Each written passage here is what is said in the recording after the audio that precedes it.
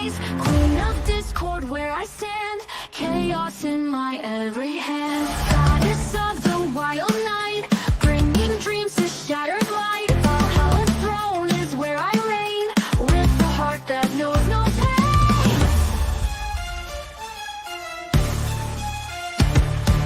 Goddess of the wild night, bringing dreams to shattered light.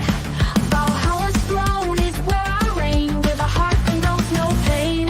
Areas of courage and might, feel the passion, feel the flight.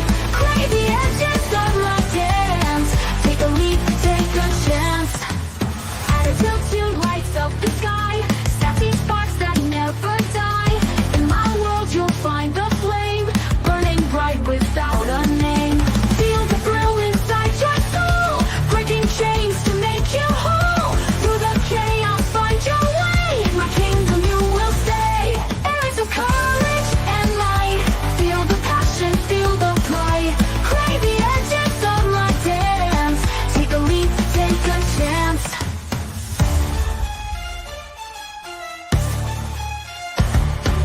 Goddess of the wild night, bringing dreams to shattered light. Valhalla's throne is where I reign, with a heart that knows no pain. Areas of courage and light, feel the passion, feel the flight. Crave the edges of my dance, take a leap, take a chance. In the city, neon lights, dancing under cyber skies. Foxes running through the night, glowing with electric eyes. Wicked rich from the east, schemes and plans never cease. Slime with wit, she moves so fast in the shadows of the past. Cyberfox run away, alien dreams night turns to day. Project story of the time, in this world of code sublime. Glitch in the system, clocks rewind, secrets hidden you can find. Tech and dreams they intertwine, through the matrix undefined. Feel the thrill inside your soul, breaking chains to make you whole. Through the chaos find your way, in my kingdom you will stay. Cyberfox run away, alien dreams night turns to day. Project story of the time, in this world of code sublime. In the shadows I reside, with that fire in my eyes. Queen of discord where I stand, chaos in my every hand. Oh my god. Woo! Oh, okay. So when I was watching the first few episodes of this, I was like, well, I was watching the first one. I was like, you know what? Maybe we should only do 2 this week and then 2 next week. You know, kind of even it out, right? Mm-hmm.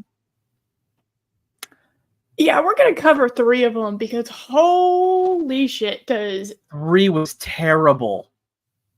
it's just I'm just kind of sitting here like 1 and 2. I don't know what happened last season. It was the same thing. 1 and 2, you're just kind of like, there's like nothing happening. Yeah. By the way, Man Squatch, if you're out there, thank you so much. Why? The Avatar. Oh, nice. Is that your true form? Maybe. Maybe. All right. So I have to ask, do you run on 4 legs or 2? Yes.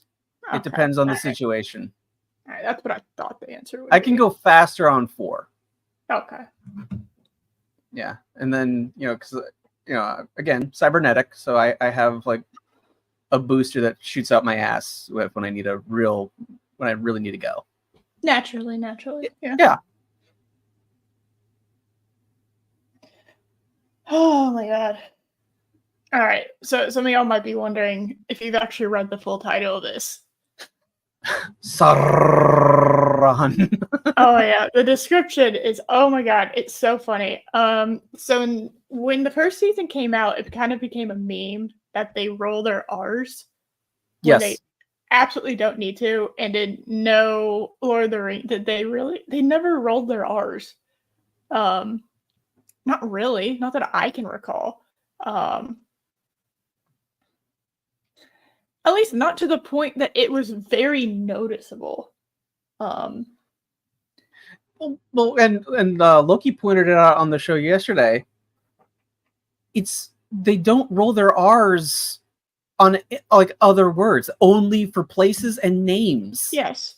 So that's what makes it stand out. Yeah, and that's why I'm like, I don't think the elves rolled their R's before. They just usually had like a nice accent, you know, Yeah. or a nice voice. They just kind of had this very graceful way they spoke. But like when you hear them roll their R's, a lot of them, it's not natural. Yeah. So it's kind of the difference of hearing somebody who is learning Spanish versus somebody who is fluent in it and hearing them roll their R's while they're speaking. They're like, because like I can roll my R's like I've been able to do that like my whole life, you know. Yeah. And some people aren't able to do that. Yes, but exactly.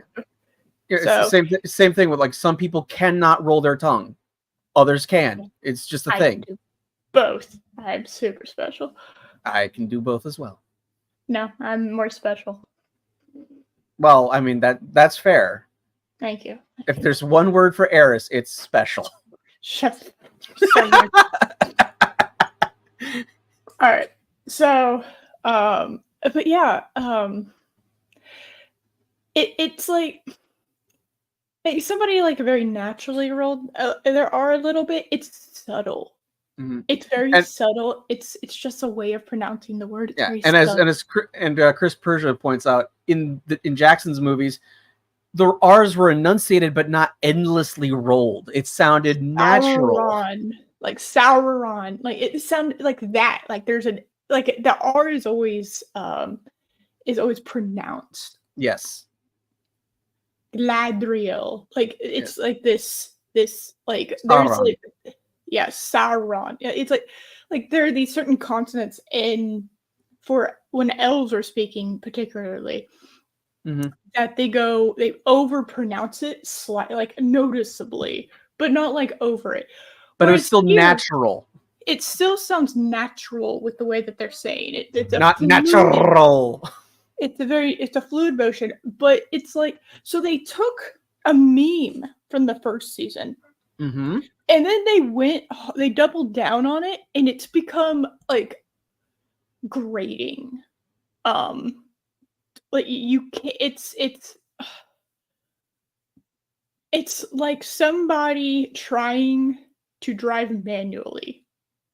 Start, stop. Very, very rigid and jagged. It's just it's not natural. It's not, one would think that if you were told that you're going to have to roll your R's on all the names and places for some reason in particular, you would practice it to the point that it sounded like natural. And there's a thing called dialect coaches that teach people how to do different accents in order to sound from another place. They couldn't afford one, Josh. They didn't have enough money. I mean, that's fair. They only had $1 billion. Only $1 billion.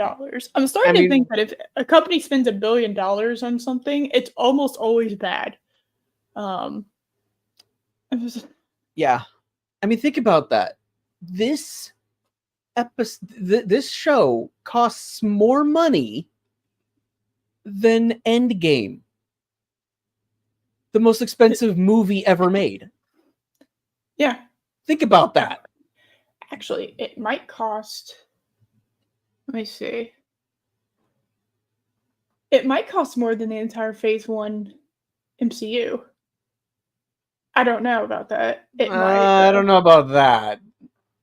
Well, it depends on where you end it. Where do you end your Phase 1, and do you include other stuff like Incredible? Well, never mind. That's not important. But it's like it's enough that multiple movies can be made under this budget, and we've gotten we're gonna get how many episodes? So far, we're at 11 episodes. I know, but there's 5 seasons. Let's assume 8 each, so 40 episodes of television. Yes. That is the contract. 8 episodes for 5 seasons. So we're getting 40 episodes. So I have to wonder. So I think of stuff that's like reached like 200 episodes, like Stargate, the original like SG-1. And I have to go, did they spend $1 billion to get to 200 episodes? think they did. No.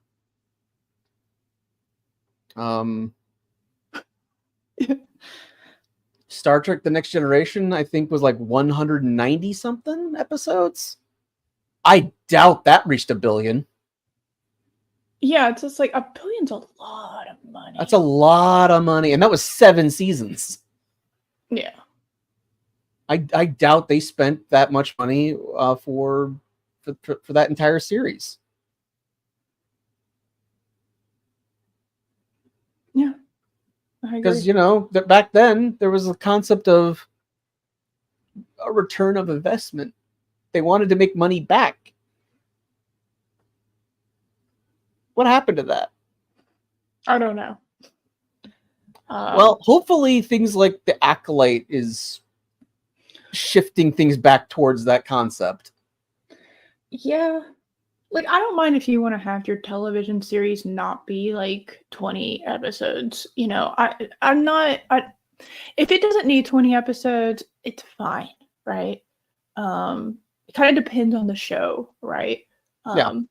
But like, I'm perfectly fine with like limited series and mini series, and then you have your full blown series that have like the 20 episodes. Like, I'm fine with having distinctions. I don't want all TV to go to one of those series. Right. I want to have a variety. Yeah, because I mean, there's some shows it's perfectly fine for them to have serialized long form storytelling that takes place over many seasons, and there's other shows where it's fine if it's episodic. You know, an adventure for the week. That's totally fine. I mean, like Doctor Who is perfect for episodic adventures, right? It just is. Yes. So, same thing with stuff like Star Trek and Stargate, stuff like that, where it's like, an adventure for the week. We have a thing where we're traveling the different places, and because our whole concept basically is us traveling to different places, we can have episodic television, but we can also have overarching things, particularly strongly with characters, and then like a main storyline that goes throughout. Yeah, like Worf's banishment from the Klingon Empire, that lasted like almost 2 seasons. But it's like it happens. There's some like tentpole moments, but then it's something that's in the background for other episodes. That's fine. Yeah, and it can be subtle. Yeah, there's subtle little things that happen in the episode that you're like, it makes more sense if you've watched everything up until that point, but it doesn't necessarily bother you, or it intrigues you to watch the rest of it. Like, it's fun. I have no issue with any of that. And yes, Chris, I was referring to old Doctor Who, not what it is now. Yeah, I heard what it was. It was funny. I was listening to, I can't remember what EFAP it was, but Mahler basically did a summary of the new Doctor Who season, and I was just sitting there like, what happened? How are y'all drunk? Like, what's going? Put down the booze, man. Like, what? I mean, I never thought this era of Doctor Who would last 26 seasons like the original version did. But at least even when the classic series was at its weakest point, they were still doing some episodes that were like, oh, that's a clever idea. I don't know what they're doing now. Yeah. I think of sci-fi series, and I'm like, there's at least like every season of like really bad sci-fi that starts like going in a not so great direction, right? Like, you think of season 7 of Next Gen, right? Not a great season of television. No, I mean it was still, but there are still good episodes in season 7. Like, but they knew we're running out of ideas. It's time to wrap it up. Exactly. They didn't try to have that. So they didn't try to prolong Next Gen than needed until Picard came out. Yeah. Oh. Anyway, Rings of Power. Rings of Power. So. Okay. Episode 1. You did this to me. Yeah. Yes, I did. I am very I mean, aware. in fairness, Oh, wait, next week- I made the suggestion. You did.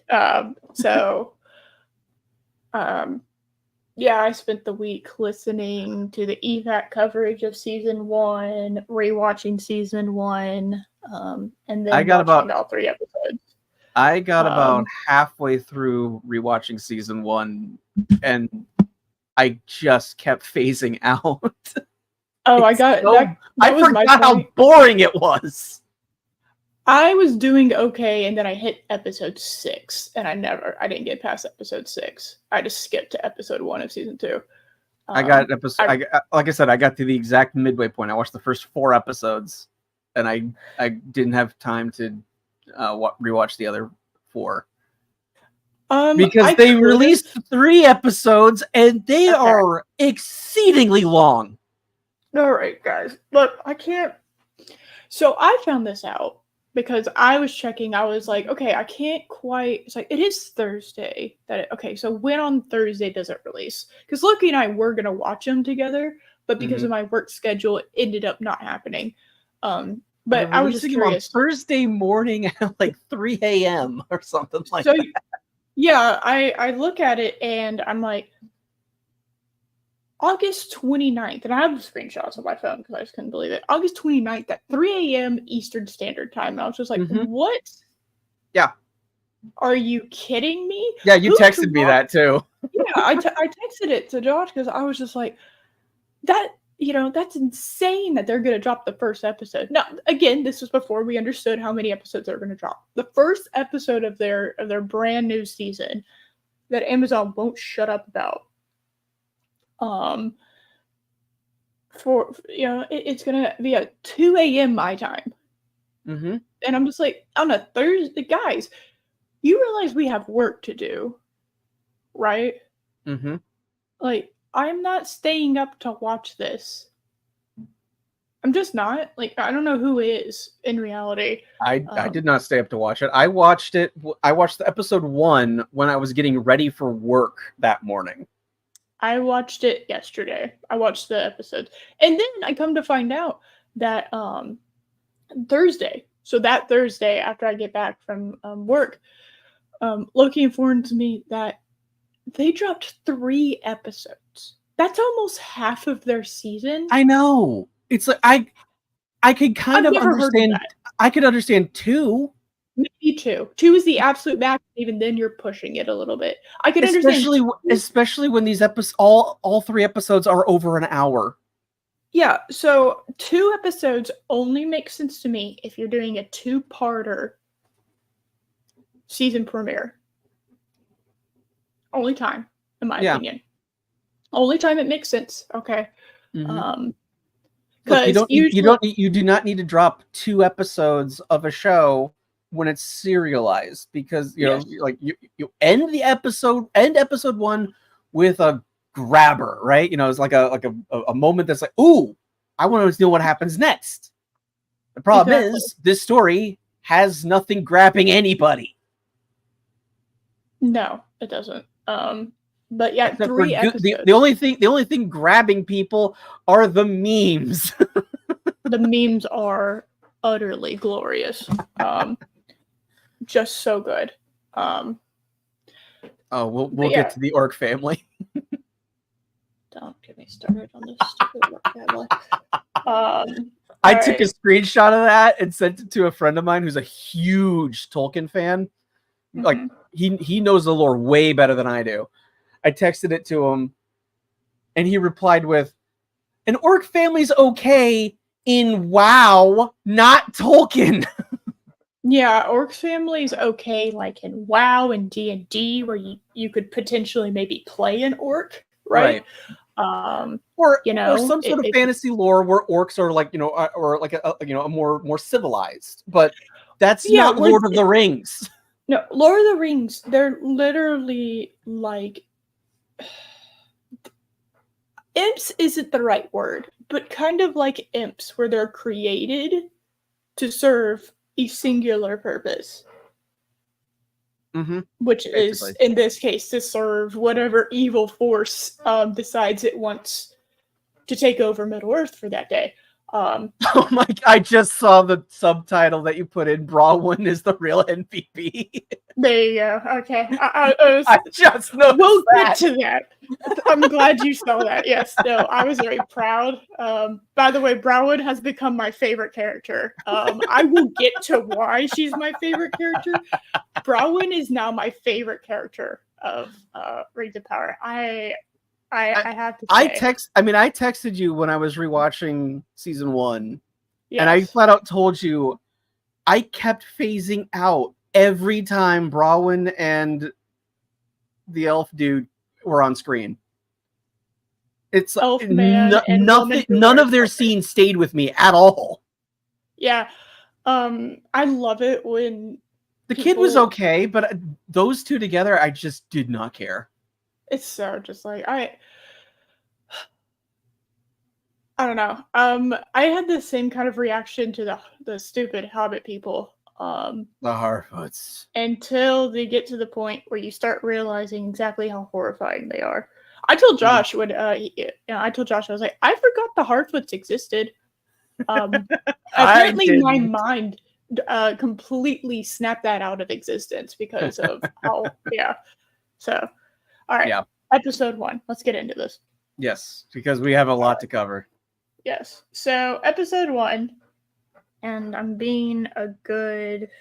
I do have the Amazon Prime Video. So for other reasons, it was actually because I was binging House and I got annoyed with the commercials. So I decided to pay $2 more so I didn't have to deal with the commercials. So now I can use it on my phone. On that. So hold on. Before we get into that real quick. What? I have something I need to share. What? Provided it's going to load on my computer. Am I? I know, Chris. I know. I just don't even understand. Okay. So, I was playing around with some AI imaging. Oh. So I gave it a very, very, very simple prompt. Okay? A blonde-haired... I wrote this down because I found this amazing. The prompt for it was a blonde-haired, green-eyed elf woman fighting a giant silver dragon outside of a castle.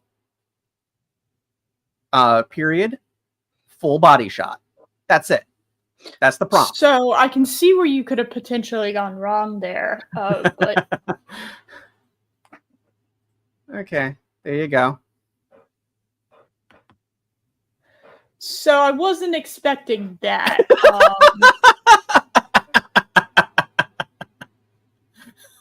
Although I love this, and I now require dragon horses with one-winged elven women. I don't know if I like the wings on them. I'm okay with having like a dragon horse that's like a Pegasus. You know what I mean? Also, where are her feet? I don't know. This is like the most bizarre centaur I've ever seen. So that's not where I thought this was going. So here's a fun fact. If you have a giant wing like that with a lot of surface area, you're not going very far. That poor dragon horse is working like triple time, considering also its lack of legs. Again, my prompt was a giant silver dragon. Is this dragon silver? It's more green. Yeah. I don't know how it got here. I don't know how it got here either, but I'm so glad it did. No, dragon steed. I think I prefer that. That's amazing. Yes. What the hell? So, there you go.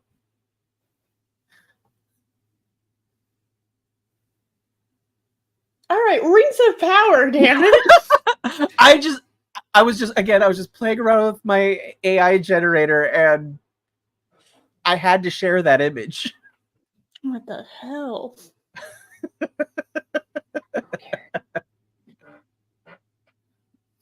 All right. I also have one where I tried to have the Undertaker petting the Eris cat, and I had some pretty horrifying images. Yeah, I don't. Your AI is drunk. It needs to go home. Yeah. And sober up. It's like an I also tried to. unhinged I also tried to make a match between Undertaker and Stone Cold Steve Austin as cats for you, but they had no idea what to do with that prompt. Boo. Lame. Yeah. All right. Rings of Power. Episode 1. All right, so we start off with what we don't know at the time is a flashback, but it's a flashback. Sauron. That lasts is- just short of forever. Yes. So Sauron is basically lecturing the orcs. And they're just like, hey, you know, I'm going to roll this place. It's going to be great. Some of you will die, but that is a sacrifice I'm willing to make. Basically, yeah. They weren't happy. He basically gave the Lord Farquaad speech, yeah. He did. It was great. So if you go watch the Lord Farquaad speech from Shrek, you basically get Sauron's speech. Yes. Some of you may die. I mean, that's what he does. He's like, many orcs will die. But when everything is said and done, way to boost morale, buddy. We're gonna do. It's gonna be great. It's gonna be great for those who live. Yeah, which won't be many of you. Yeah. So it just, oh my goodness. It's boring. It's long. And you just kind of are going, all right, well, yeah, you know. And then this isn't exactly how I thought. Yeah, and then we have Adar, who's fresh off his regeneration, still with the scars, so that's kind of a bummer regeneration. Super annoying too. Yeah. Yeah. Yeah. Bran Stark is just like, I'm out. Yep. It's just like the only decent actor. It's just like, nah, I'm done. Oh, is that not the same guy? Adar? Yeah. Is that the same actor? I thought it was. No. It's not the same actor? No, he left. That is hilarious. I didn't even notice. That's funny. That shows you how much I was paying attention. No, it's not him. Yeah, I thoroughly like I said, which is why I said he's off his regeneration. You're right. Okay, I didn't understand. I thought, okay, it was like you meant because he's kind of, kind of got stabbed in the last season. Just okay. All right. Yeah, he's off his regeneration. He had enough of our. Well, he wasn't the only one. We'll get to that in a second. Mm-hmm. Now, apparently, this character was important enough to keep around. Some reason, but okay. I don't know why. I asked Loki. I was like, this Adar guy, kind of feel like he would have been mentioned at some point. Yeah, he's a creation of the show. Speech, at the beginning of Fellowship. And she's just like, oh yeah, also there's like this Adar guy. He was annoying. Anyway. I need somebody to redo the Galadriel opening speech of Fellowship with all this nonsense added in. I think that would be funny. Becky gave me a suggestion for a Rings of Power parody thing I could do real quick. Okay. I like that. We'll talk about it later. So he's giving speech. It's not a good speech. I'm gonna go and say not what I imagined Sauron would be doing when, again, I watched the beginning of Fellowship. Mhm. And the Second Age was introduced to us. Because I kind of thought he was, Sauron just kind of made the orcs, and the orcs just obeyed him Pretty and much. served him Yeah. because they kind of had to, because they birthed to do that. So it's very In strange. in essence, okay. So if we're looking at it from Kinda like like a higher, Saruman. if we're looking at Yeah. it from kind of like a hierarchy standpoint, okay.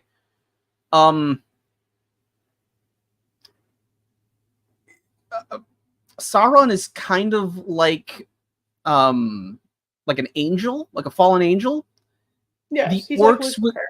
yes, the orcs would basically be like his priests. They do his bidding.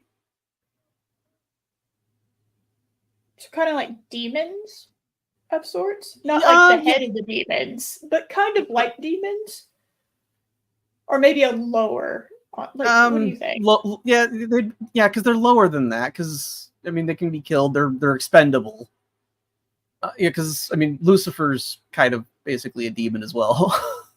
Yeah, it's well. I mean, when you're the king of hell, I would imagine True. you're not considered quite. I don't consider him a demon. I would consider him the king of hell. Like, I just think that's a whole other separate category. Right. Like, I wouldn't put him in the same category as normal demons. Right. Now you would have, depending on what you're looking at, right? You'd have like your kings and your princes and whatever, and people certain that rule certain areas, kind of like how the angel, like a flip on how the angels do it. That's a regular old basic demon. Now it depends on like what we're talking about with orcs. Are we talking about like kind of the? But they're not evil. They're just misunderstood. No. They're literally we don't have to go to war. Like, oh, shut up. They want to go to war. We'll get to that. We'll get to that. They just want meat. They want meat. They want to fight and kill. Okay? Mm-hmm. And yeah, I don't know. Yeah, they're pretty simple. Yeah, that's what I'm saying. It was just weird to watch him try to convince orcs. I'm just like, yeah, trying to convince orcs. Orcs should just serve him automatically. Yeah, like it's weird to me to see. Orcs don't have orcs don't really have a society or anything. They follow power. That's it. Yeah, so it was weird to me that apparently Saruman has a better grasp on how to control orcs than Sauron does. Because that's what that scene told me, was Saruman was better at controlling orcs. Yeah, but he fails. I know he ends up failing. He's still better at it, according to this show. At no point did Saruman go, all right, guys, let me tell you why you should follow me. No, Saruman was just like, yeah, you're following me. Obviously, moving on. Yeah. So, well, the thing is, like, but Sauron also has other things that he can call upon in play, whereas Saruman's Uruk-hai are basically his strongest asset. No, I understand that. I just still think that Sauron would be automatic, like with Saruman. It shouldn't. It not that Sauron would ever actually go down to the pits and actually like birth them. He would have other people doing that. But I'm just saying, it's just like it would be immediate because they're created from like dark magic, yeah. Yes. And other shit. So like if all right, let's say this. I would be I'm playing Diablo 2 right now as a necromancer. Okay. I've switched it up. I got a little bored with my sorceress. So I'm doing a summoning build. I have golems, I got skeletal mages, and I got just skeletons in general, right? It'd be very annoying if after I raised them, that I had to convince them to fight for me. Yes. All right. That every time. I gave you life. Is that not enough for you? Yeah, what, you want a pension plan and benefits? Is there a place I can go in 5 years in this company? Yeah, I'm just like, what the? No. That's not how Chalk this it, works. Mark. Not how this works at all. How it's like, no, I have created you. I have summoned you. You do my bidding because that's how this works in these fantasy type settings. Yes. So that whole thing made me go, what? You know? And then apparently it worked. At least I thought it did. Which I didn't, I'm not gonna I'm not going to underestimate the stupidity that this show has to offer. So I really thought that speech worked somehow.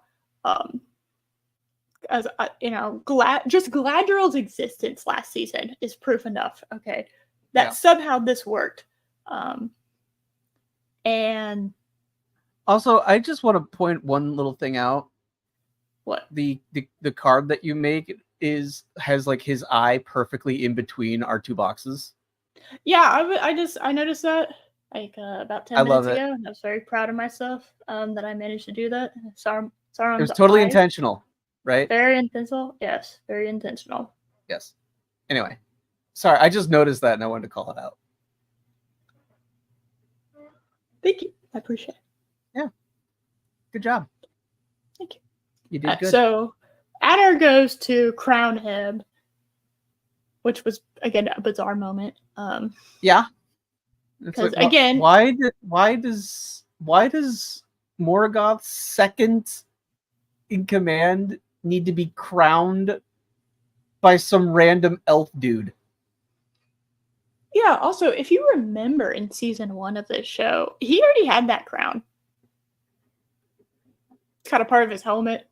Yeah. Kind of part of his whole get-up outfit. Because they were totally not trying to just use Peter Jackson's Sauron design at all. I mean, that's exactly what it looked like. They had it far enough away that, any detail changes that you couldn't really tell. Mm-hmm. But it's just like, I don't know. I thought the crown was part of the helmet. I mean, I'm okay with the helmet having like a crown feature, and then when he's not in his armor having another crown. I'm okay with that. I know. I just, I think it makes sense. He already had it. It's the least of problems. I know, but it's like he already had it, so why is he being crowned? I don't understand. I don't know. That's the question. Like, he was already Morgoth's lieutenant. Why does he need Adar to coordinate him? We've been through this, guys. I don't know. It's like, why do the orcs need to have this coronation ceremony? He should just take the crown and be like, I'm in charge now, bitch. Yeah. Oh.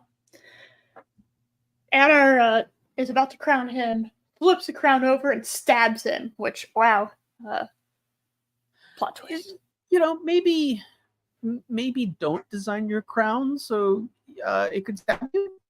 Just, a bit of a design flaw. It has to be edgy. It's required. Okay. So. I mean, maybe at least dull the points then? No. Edgy. Oh. Well, he gets stabbed. And then all the orcs start stabbing him after that. Over and over and over again. Yeah. So he lays there dying, bleeding, and then all of a sudden, kabushki. He blows up in a shockwave of cold. And it's the same. Everyone's alive? It's the same castle that Galadriel and her party were at the beginning of season 1. This frozen wasteland. And if you remember in that episode, we see there are like orcs that are fused to the wall because of how powerful the destruction of this magic was that was unleashed here. But people just get right up. Well, Like Adar, who's people, like 2 feet away. right? Yes, people who were right there next to the explosion, they're getting up. They're just fine. Yeah, it would have made more sense if they had, like, Remember put him away. that spell was so evil, nothing could produce heat. Yeah, your bodies produce heat. This is a fun fact. And yet, they're fine. We're fine. Yeah. What? And Okay. yeah. He looks at Adar looks over because somehow he's alive, and he goes, oh my goodness, just look at it, and it's just its armor, and then black dust that looks like it's becoming goo because we go underneath the floors. Well, hold on, because there's another line here that I find very funny. What? Because Adar then, after seeing the armor, the empty armor of Sauron, he turns to the orcs and says, "Go, you are free." And then they just follow him. Yeah. It's like you guys still have a leader. You're not free. Yes. I just like that unintentional stupidity with the writing. Yes. So Sauron becomes a Venom. Yes, I instantly thought of the black symbiote from Spider-Man. Yep. Because it's the Venom symbiote. It looks just like it. It's just this black goo. Yep. He kills a rat. He kills a couple other things, and he ends up killing a person later. And that's how he's able to regain his streak. So it's like, okay, so he has to kill and consume people's life force in order to continue living, or at least needs that to regenerate himself, I guess. Very bizarre Sauron lore. All right. Yeah, because Sauron can't be killed by like mortal means. That's kind of that's kind of like the whole plot of the story. Yeah, that's why they had to cut off the ring. Why they had to destroy the ring? Yes. Like he's a giant eyeball in a tower. I don't know how to break this to y'all, but I don't think you could just stab it. Well, and also, it's not just that he is a shapeshifter, so he gets destroyed and then he's able to come back. It takes him a while, but he is able to regenerate a physical body. It was Tolkien never specified that he needed to eat rats, and some random woman who's just on a cart in the middle of the freaking winter wasteland for some reason. Yeah. Who looks like she's not dressed for cold weather at all. Yeah. Well, to be fair, we don't know if that's. I will give the show a little bit of credit. We don't know where he is. It could be the aftermath of the winter, of the cold spell. He did. I'd imagine that would have some kind of like domino effect. This is also we also don't exactly know how much time passed between. Oh, we never know how much time passed, Josh. Well, yes. It's rings of power. I have literally no idea how much time has passed. Yeah. Ever. So Sauron's feeling bad. He becomes depressed. Poor Sauron. So depressed, so sad. When he was like sitting by the fire, knitting, knitting the blanket into clothes, which it's, you mean to tell me that old woman didn't have like supplies in that cart that he just abandons? He could have just grabbed. Yeah. Just shift some more clothes, you asshole. I don't. But yeah, because he does that later. Yes. Yeah. But I mean, he just abandons that carriage that has probably quite a bit of supplies. He just leaves it, and you see him like he has a little campfire as he's turning his blanket into clothes. And he has a single tear rolling down his face. Oh no, so sad. Anyway. Yeah. And then he encounters a quest line that he wanders too close and it activates the NPC and he just starts talking to it. Yeah. It's like, oh, crap, I didn't want to activate this quest. Damn it, now I'm stuck.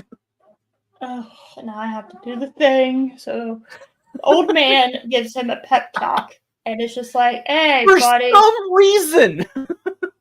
it's fine. It's like, You'll be fine. if you continue that way, it leads to death.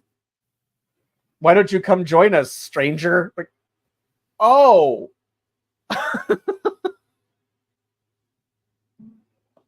Okay.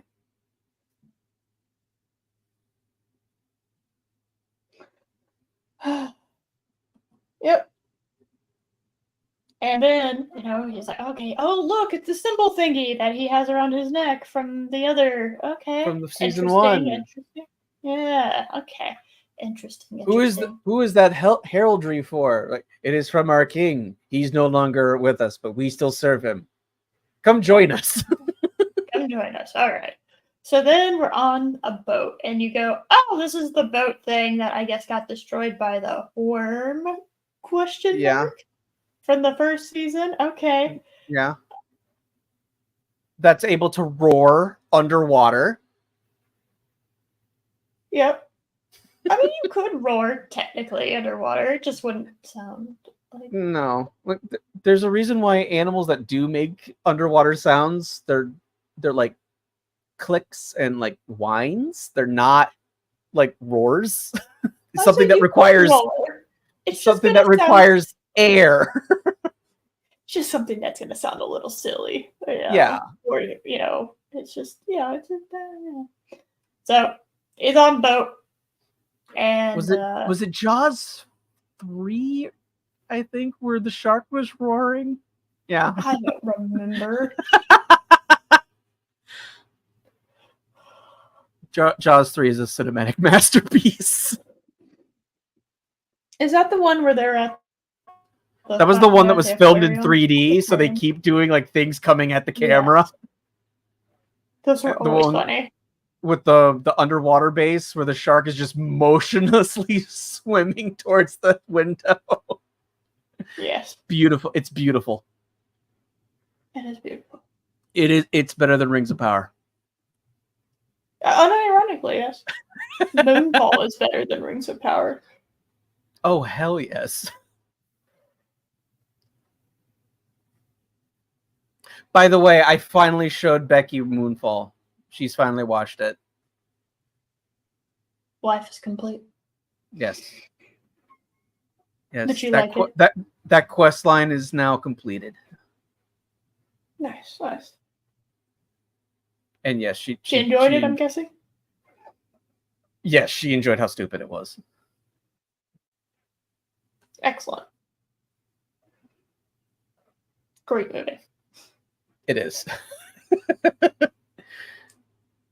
Anyway, so we'll probably the worm is like, so the boat's destroyed.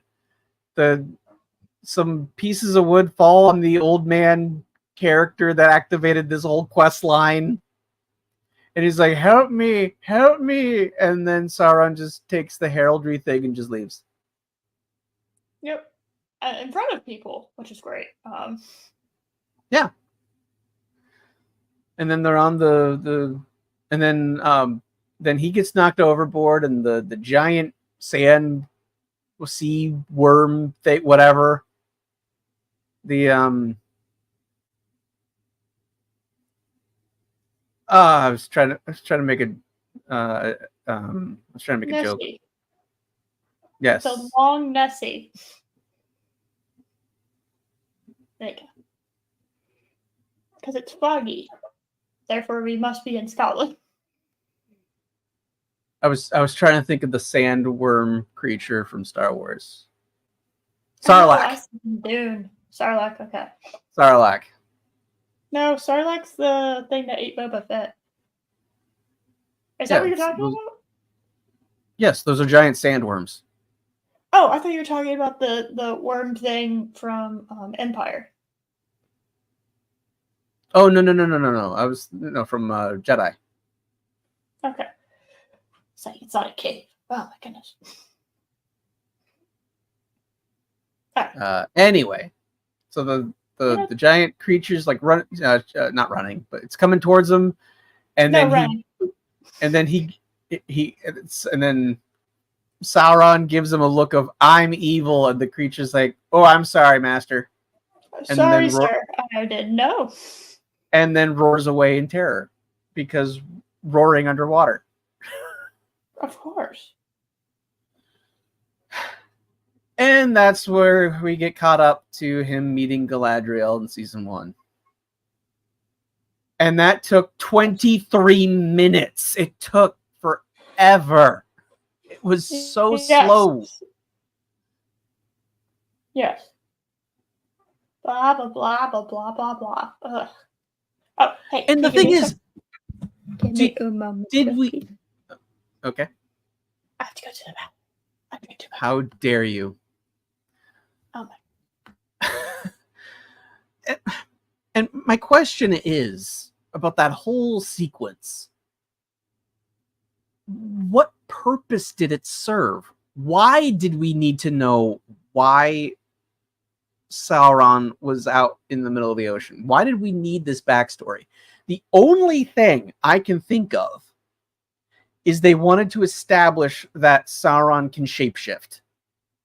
That is the only thing I can think of to make sense for the story that they are telling. They needed to have they needed to set up and establish that Sauron is capable of shapeshifting, because there's trying to retcon everything so it fits in with the Silmarillion story that Tolkien actually wrote. The problem is they had fundamentally broken everything before it got there. You can't have Sauron show up as the Lord of Gifts after people already know who the hell he is. That doesn't fit. It makes no sense. It makes the characters look stupid. Because there is a huge difference between being deceived by a master manipulator and being an idiot. And everyone in this show is being written like a moron. And that's one of the things that just pisses me off so much about this show.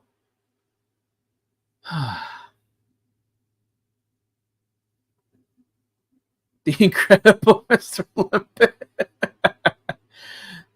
That is true. I accept Roaring Fish if it's voiced by Don Knotts Chris. Yeah. I have returned. Hi. Hello. Yeah. So as I was explaining while you were gone, the only thing I can think of as to why they needed to have this incredibly long backstory was to simply establish that Sauron can shapeshift.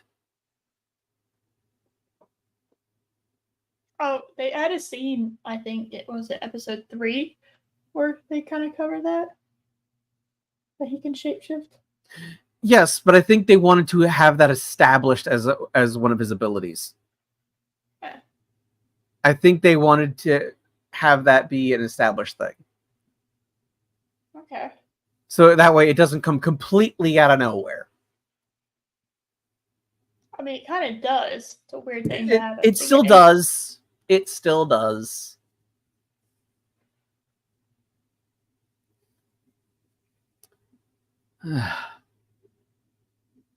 Yeah. So after that 23-minute backstory, we finally get the title card. And the season 2 episode 1 begins improper at that point. Yep. It took that long to get the damn title card. Yeah, I just didn't even it didn't even dawn on me that we hadn't had the title card yet. Yeah. Let me look. I forget what the next scene was. Next scene is Galadriel and Elrond are your galloping on their horse. Right. God, I don't understand this at all. So, from last season, y'all remember, they made the rings. The really ugly bottom of the cereal box looking rings. Cracker Jack, yeah. Yeah, there you go. And apparently Elrond grabbed them and ran. Kind of what's implied, right? Yeah. And Galadriel is chasing after him, trying to grab the rings. Yes. I'm sure Celebrimbor is just confused. He's like, I have no idea what they're doing anyway. Well, in fairness, they're portraying Celebrimbor as an idiot. Oh yeah, he's so stupid. It's almost funny how dumb he is. Yeah. Because it's frustrating because I can see what they're trying to do. They are just failing miserably at it. Because they don't seem to understand that someone can still be highly intelligent and be deceived by someone. Yeah. That's different than just missing the blatantly obvious. Yeah. We'll get there. Yes. So, Galadriel fucks it up, and she ends up going down a different path. And then Elrond apparently knew that she was going to fuck up. Elrond knew the map better and knew the shortcut. Yes. It's like Mario Kart. He knows if I take this path, I can fly away over to the next part of the map. Yes. He had those cheat codes.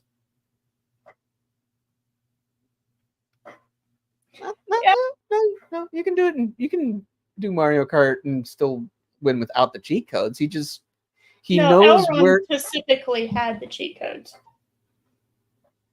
All right, he summoned a small force that were apparently just waiting. Okay, that's different. Well, now, if they would have just split up, that I would have said that your analogy would have been straight on. But the fact that there were also like 10 people waiting for her. Yeah, that's fair. Yeah. So, see, we got lots of dirt face. It's great. And Elrond desperately needs a comb.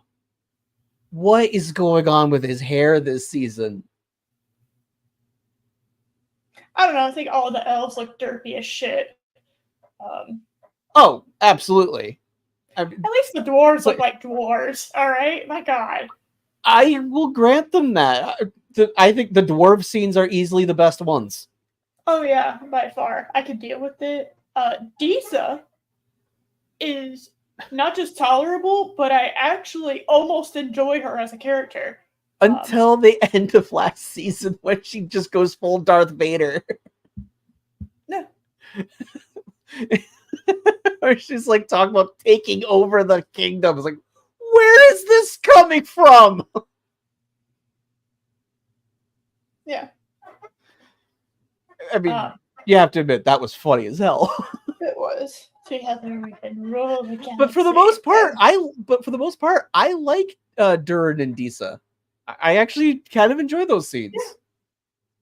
It's like, first of all, they have this weird thing called chemistry. Yes. It's like, oh They have my this weird god, big they country. actually play off each other. They don't come off as intensely stupid. They don't come off as insufferable. They come across as a couple dealing with some hardships. They unironically, it actually feels like they're a couple. Yes. I'm kind of proud of them. I'm kind of like, You've good job, guys. actually of all the relationships you have shown throughout this entire series, you actually have one that feels real. Yeah, fun fact, Galadriel in episode 7 of last season told everyone she's apparently married. Would anybody know that? Where is Celebrimbor? Where is Celebrimbor? Who's that? I don't know who you're talking about.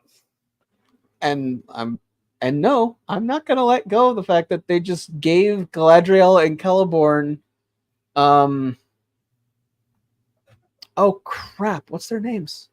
That's the couple that's based off Tolkien and his wife, right? Yes. I forget what their names are, but yeah, the fields, like, oh, they met in the meadow, and but it's like the most romantic, like almost disgustingly romantic shit you've ever heard. And it's true. It's how I he know. met his wife Edith. It's a lovely little love story that he put into his world. Well, obviously, if you basically met fairy tale style, put it in there. Yeah. I mean, it's a lot more romantic than, how I met my wife online. It's Hey, there's nothing wrong with that, Tim. I'm not saying there is nothing wrong with that. I'm just saying it's not as romantic as seeing the love of your life dancing in a field. Like you said, that is a fairy tale. That is a fairy tale introduction to your soulmate. It's great. Yeah. I'm drawing a complete blank on those characters' names. But yeah, I can't remember. They Oh. took that story and gave it to Celeborn and Galadriel.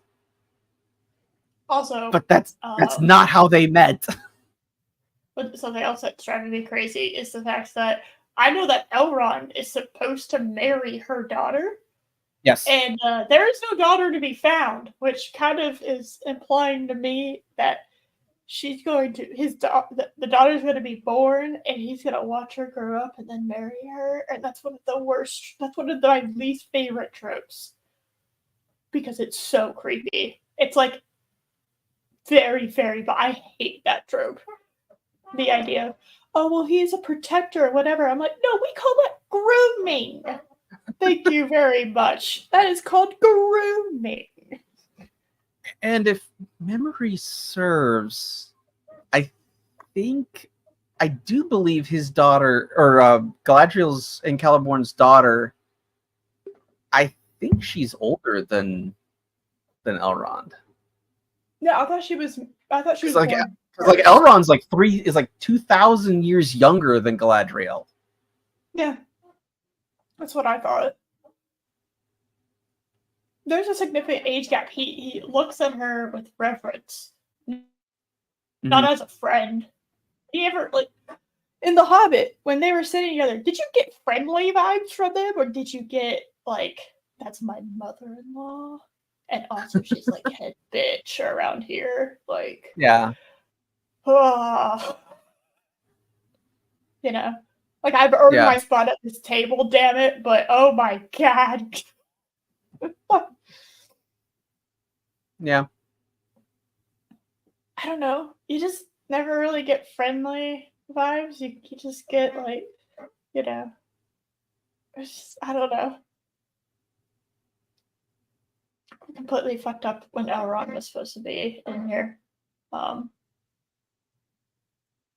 mean, all the characters that are actually Tolkien characters don't feel like the Tolkien characters in the slightest.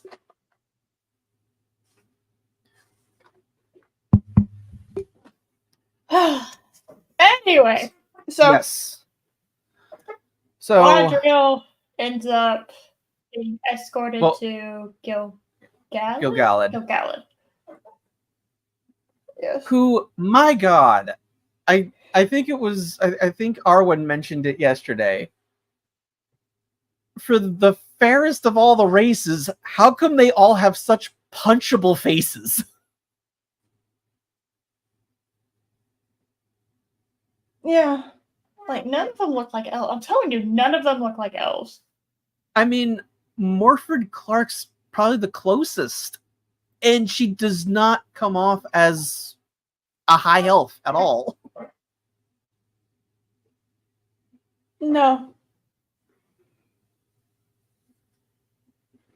And I really want someone to comb Elrond's hair. It looks terrible.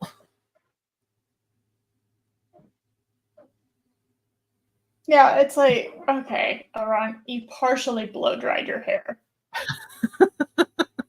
That's the It's look like- it's giving. It's a partial like blow this- dry, but it's still a little damp in the front.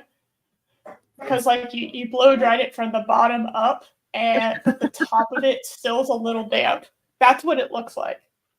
It's like hanging down. It's almost like a goth hanging down like halfway over his face. It's so obnoxious. It doesn't You know look- what it his reminds hair- me of? You remember in the Goblet of Fire, like how everyone had a shaggy haircut Yes. all of a sudden? Yeah, that's Yeah. what it's giving. Yeah. Okay. So he was running for so long on that you know, horse. It also looks like if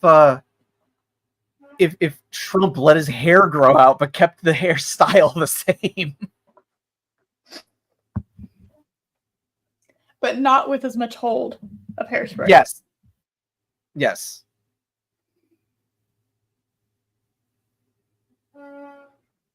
It's just I'm sorry, guy who plays Elrond, you're suffering from Matt Smith chin. Okay. He does. Yeah. Yeah. Doogie Howser has a very unfortunate face. And it's just like y'all can't play elves. And it's no offense to y'all. It's just, I couldn't pull one off either. Pretty sure. Three were given to the elves, the derpiest and stupidest of all the races. Yes. Just ugh. Well, Elrond told Dad what Galadriel did. Basically, is what this scene was giving. It's like, Which all right, which credit where it's due. I mean, Yeah. there's so little credit in this show. I will give points to where I see it. yes, The fact that Galadriel is finally called out yeah, made it me was nice. happy. I was satisfied. Nothing I said, happens "Oh, from it, but at least Yeah, Elrond and Galadriel are calling her out for her incompetence in season 1. yeah. I liked Gilgalad basically being like, "Oh, so you're like the reason Sauron's back. That's nice. Thank you so much for that. I appreciate that." Well, not just that, because she keeps trying to like dance around the question, and Gilgalad's like, no, we're going back to that. You didn't answer. Go back to this. No. Yeah, I was just like, oh, thank God, you're actually acting like a person. Okay. Good, because yeah, she's like, oh well, he's not who I thought he was. And he's just like, no, I figured that out. Who is he? It's like, He is not a man. He's not a man. like- Okay, that's but- great. Who is he? It's like, finally, she's not getting away Finally. with, for once, she's not getting away with her bullshit. Yeah. He's like, wow. You colossally fucked up. Good job. But this is where we have so a huge issue with the lore. No, yeah, well, there's a reason why having the 3 elf rings made first is fucking stupid. Yes. Yeah, but also real quick, That is true. yeah, to Chris's point, it's not, the issue isn't that Morford Clark is only 5'4". That's in and of itself is not the problem. Because Kate Blanchett, she's not 6'6". Yeah, I know, but they did a better job the at way doing- but the way they filmed it, there's ways you can construct the set. There's ways you can have the camera angles so that someone can appear bigger than they actually are. They did that with Kate Blanchett. They didn't do that with Morford Clark. That's the issue. It's the laziness. It takes it takes effort to plan out your set so that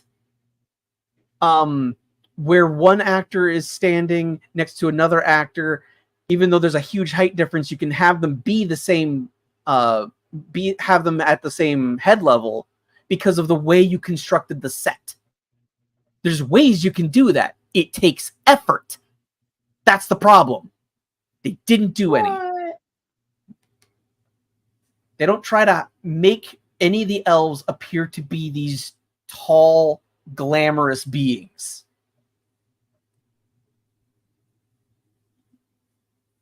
What? Are you saying they're lazy? Yes. Because I mean, think about it.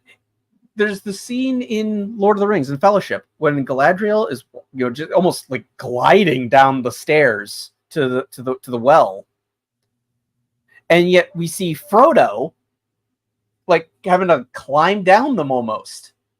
They had to construct 2 different sets to scale in order to film that.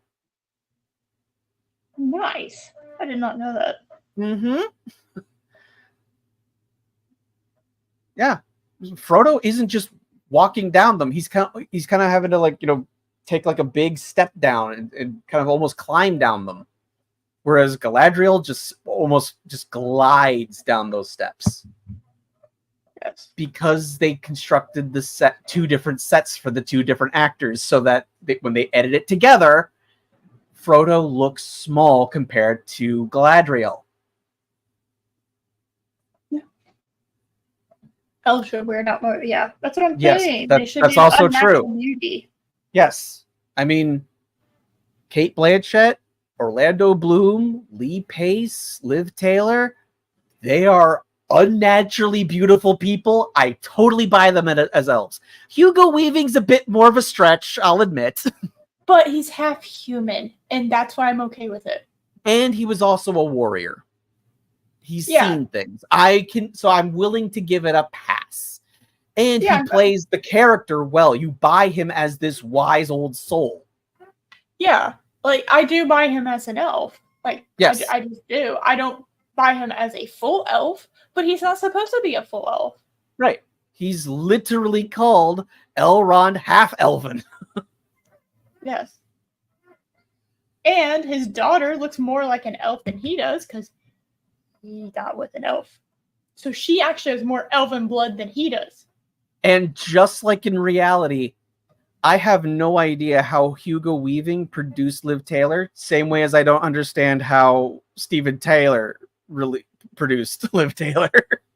I don't know. All the good genes for physical appearance were apparently locked away in his body for her. Had to be.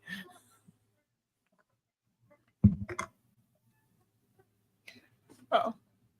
So anyway, Elrond is like, we can't give them the rings because Sauron's corrupted them. This is bringing right up to the forefront the problem with having the elven rings created first. Yeah. Okay, so in the books, Sauron crafted all these rings at the same time. Then he went away and crafted the one ring. And then in order to counter that, Celebrimbor went and created the 3 elven rings. So they were so Sauron's magic had no influence over them. They were immune to that pull. They were created after the One Ring. Yes. So having them be the first rings crafted fundamentally breaks his need to create the other rings.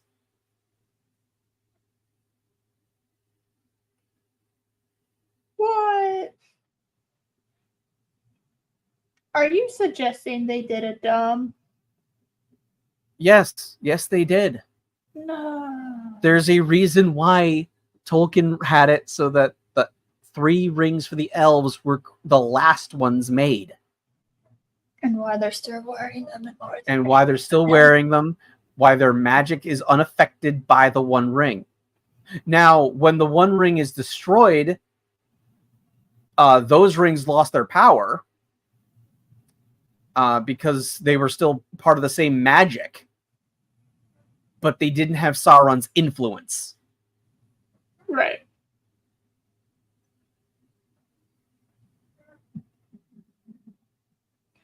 Who's gonna tell the Amazon people that? Well, shit, too late. Oh no. Why is it getting so warm in here? Oh, I just have the air conditioner on fan, not AC. Hold on. That's why it's getting hot in here. It's not Doom. Oh my goodness. So, all right. Let's see. Okay, that's better. So Elrond decides, "Fuck this shit. I'm out." Yes. When they try to get the rings from him, he jumps off a ledge. It's great. So before the show, because over the last few days I've been bitching about this show to Becky. So before the show today, Becky was watching the first episode, and when Elrond jumped off the waterfall, she did the goofy yell. That's great.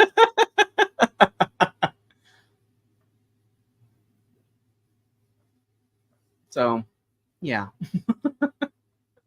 I know, Which I think is appropriate, Yeah.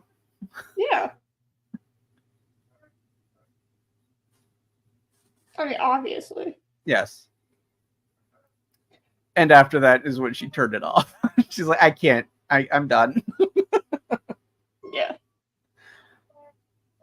Let's see. So,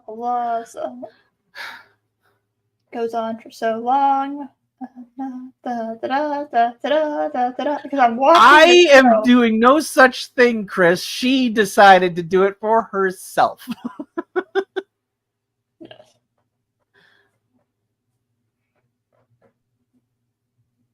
But yeah, So then we go. she very quickly went, you know what? I promised Mom I was gonna go help her out with her garden today, so I'm just gonna go get ready now.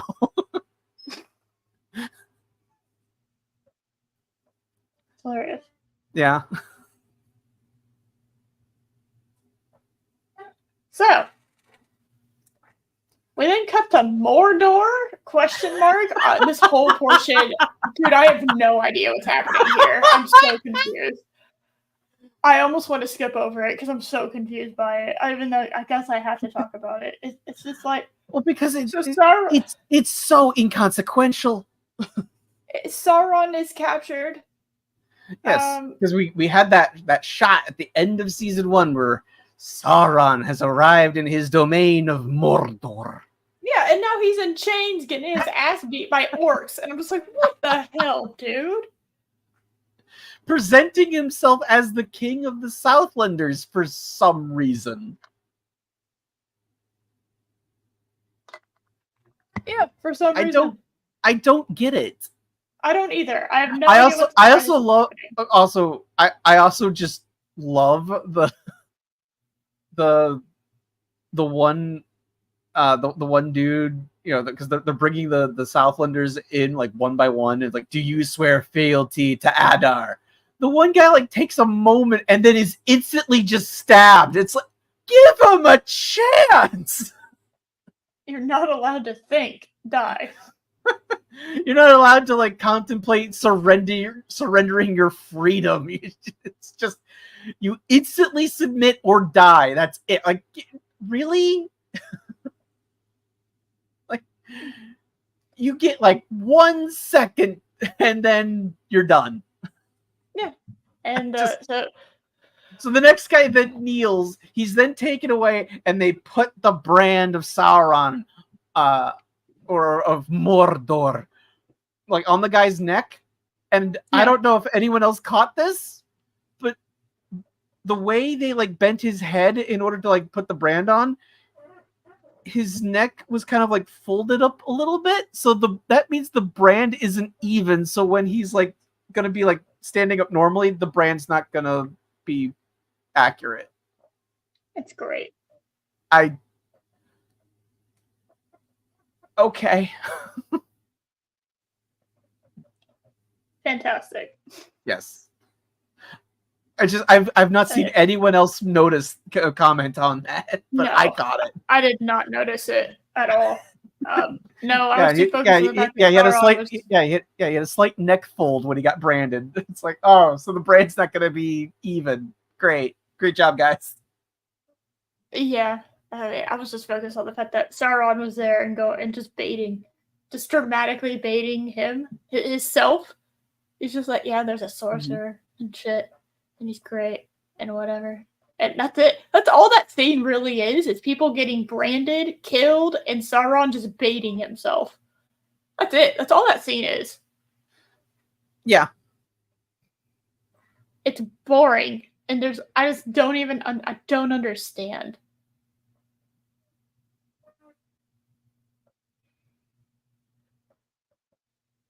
I just don't. I don't understand it. I just do not comprehend at all. What is his plan here? Yeah, I is- don't know why he's here. Like, I just don't. Yeah. Like, what are you doing? He doesn't accomplish anything.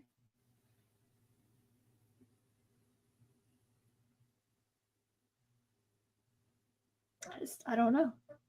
Josh, I have no idea what's going on. I do know that the next scene are Harfoots.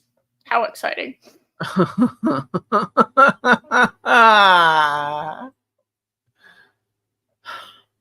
Well, at least not Gandalf and Nori have gotten away from all the other Harfoots, so we just have to deal with one Harfoot this season. No, No? we have two. We have to deal with two. But they made a whole big deal about her farewell last season. So it's a matter of character growth for her to actually leave. Yeah, And but then Poppy joined her. I literally screamed at the screen, "Oh, fuck off," when I saw her. Don't you know, that is the Samwise Gamgee to Nori's Frodo. Because she's fat. I know. And loyal, I think. I was literally actually kind of interested in what they might do with the stranger and Nori, because just an elf with a hobbit, like that's like the only dynamic. You know, there's no one else around. We haven't really seen that before. So I'm like, okay, there's He's something not an elf. unique. There's something potentially different and new here. We could see that they could actually do something here.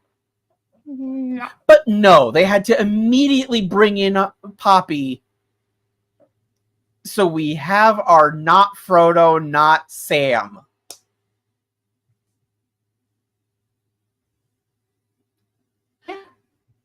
and I mentioned it on Loki's show yesterday, but the Harfoot's wigs this season look terrible. Don't they? Like Like noticeably bad. especially Nori's wig. It's like, what happened? It looked decent last season. What happened? know. This wig is awful. And it's not because they're trying to make her look more disheveled. It's legitimately a far worse looking wig. Yeah. It looks. I don't know how to describe it. It looks like something you'd get from that you would make from Michaels. You know what I mean? Yes. And then shout out to your husband, Loki, pointing out that they were pimento olives in her hair. Well, shout out to me who told Loki that when Oh, okay. they came in and told me that because he was like, "Look, the olives look like they're rotting," and I was just like, "Loki, I'm pretty sure." Now I'm looking at it. I'm like, so I'm pretty sure those are pimento stuffed olives. Okay, branch. so you're the one that caught it. Okay. Well, he thought they were rotting, and to be fair, in some light it looks like they're black, but in other light it looks like they're red. Yes. So it looks like they're pimento stuffed olives still on the vine, which is amazing. Olives are not pitted, or Yes. olives are pitted when they're on the vine and not stuffed with anything. So yeah, okay. yeah. But all right, so credit to you for catching that they're pimento stuffed olives. How rude. He didn't give me any credit. So mean. Uh-oh. Watch out, Loki. No, we discuss things all the time. It's fine.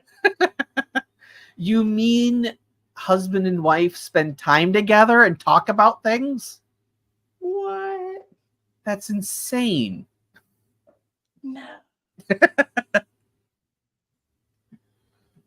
But yes, so Nori's wig absolutely looks worse this season. It's terrible.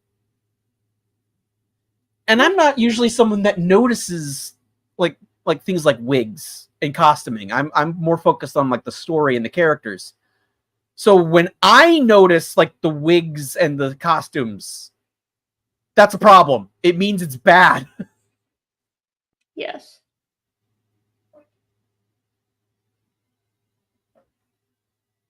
It was, ugh. But they're just walking and walking, and who gives a shit? And they're walking and walking, and honestly, who cares? Walking and walking. Yeah.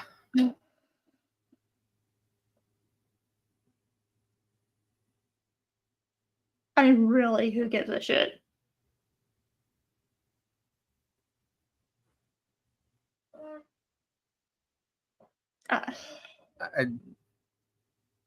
Again, I was actually somewhat interested in what they might do with these two just by themselves. But then they added Poppy. Poppy just stumbles across them. Yep. And of course, she brings a map. Oh well, first of all, Poppy, they didn't bring a map with them.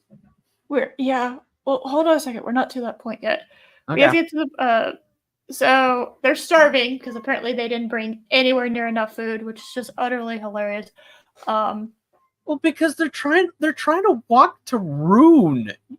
You have any idea how far away Rune is away from Middle Earth? No. It's far. And they're just walking. All right. Dumb.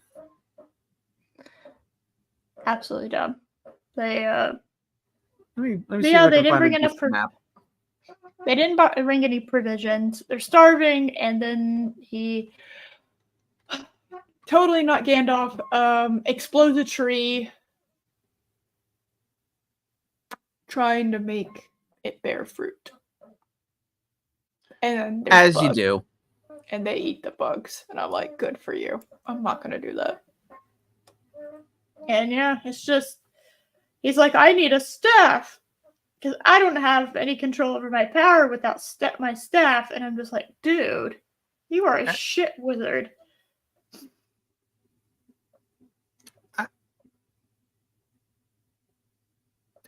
Hey, every guy needs a decent staff, okay? But guess what? After we're done with this stupid Harfoot story that I don't care about, we're back to another story I don't care about. Sauron in Mordor. Never thought I'd say that. I didn't give a shit about Sauron and Mordor, but here we are. Also, I don't know if anybody else had this problem. I watched the show on my phone. Did anyone else have the issue of it was so dark I couldn't see shit whenever they were in Mordor? Because it was really, really dark. I had my phone brightness turned up quite a bit. Because I did watch the first episode on my phone, because I was getting ready for work. Mm-hmm. I don't remember having really an issue. Okay. Seeing anything. I also had audio balancing issues on my phone. So where there were sometimes, especially when they were outside, where the background noise and background stuff would fade very noticeably so that the voices could be heard better. So it could just be an app issue. I was just curious. Honestly, nothing happens really with Sauron and Mordor. He's just like, I'm gonna kill you, the Waldring guy, right? I'm gonna kill you, and it seems like he's talking to the ward. That's pretty much it. Pretty much, and there's a map right there. Okay. Oh. So, can you see my Yes. cursor? Okay, so here's Rune. They were probably about here. Good job, guys. He brought 2 days of food. Yeah. And I'm assuming they were like close to Mirkwood. I don't know exactly where they were, because over here's the Shire. I have no idea. I don't know if they ever specified where the stupid Harfoots were. But like, this is the Shire right here, so this is where they end up settling. That's a ways to go. Yes. Then we cut back. We're with Elrond again, who's apparently survived. Boo. And we're introduced to the Boatman, which is what I know him as. He is Boatman. He makes boats. Oh. Boatman. Yeah. Oh, I'm trying to blank on his name. Hold on. Boatman.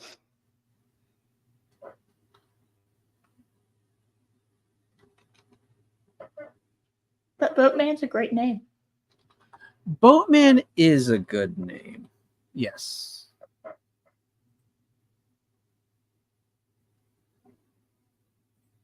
Starts with a C. I can't pronounce it.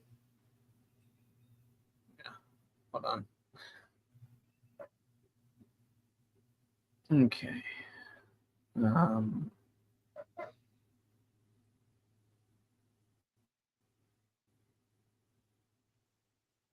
on.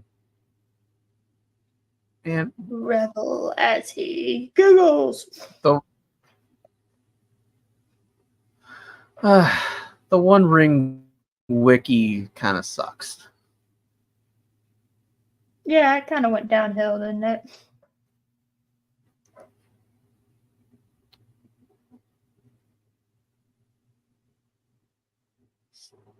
You're taking forever to load. Oh my god. My goodness.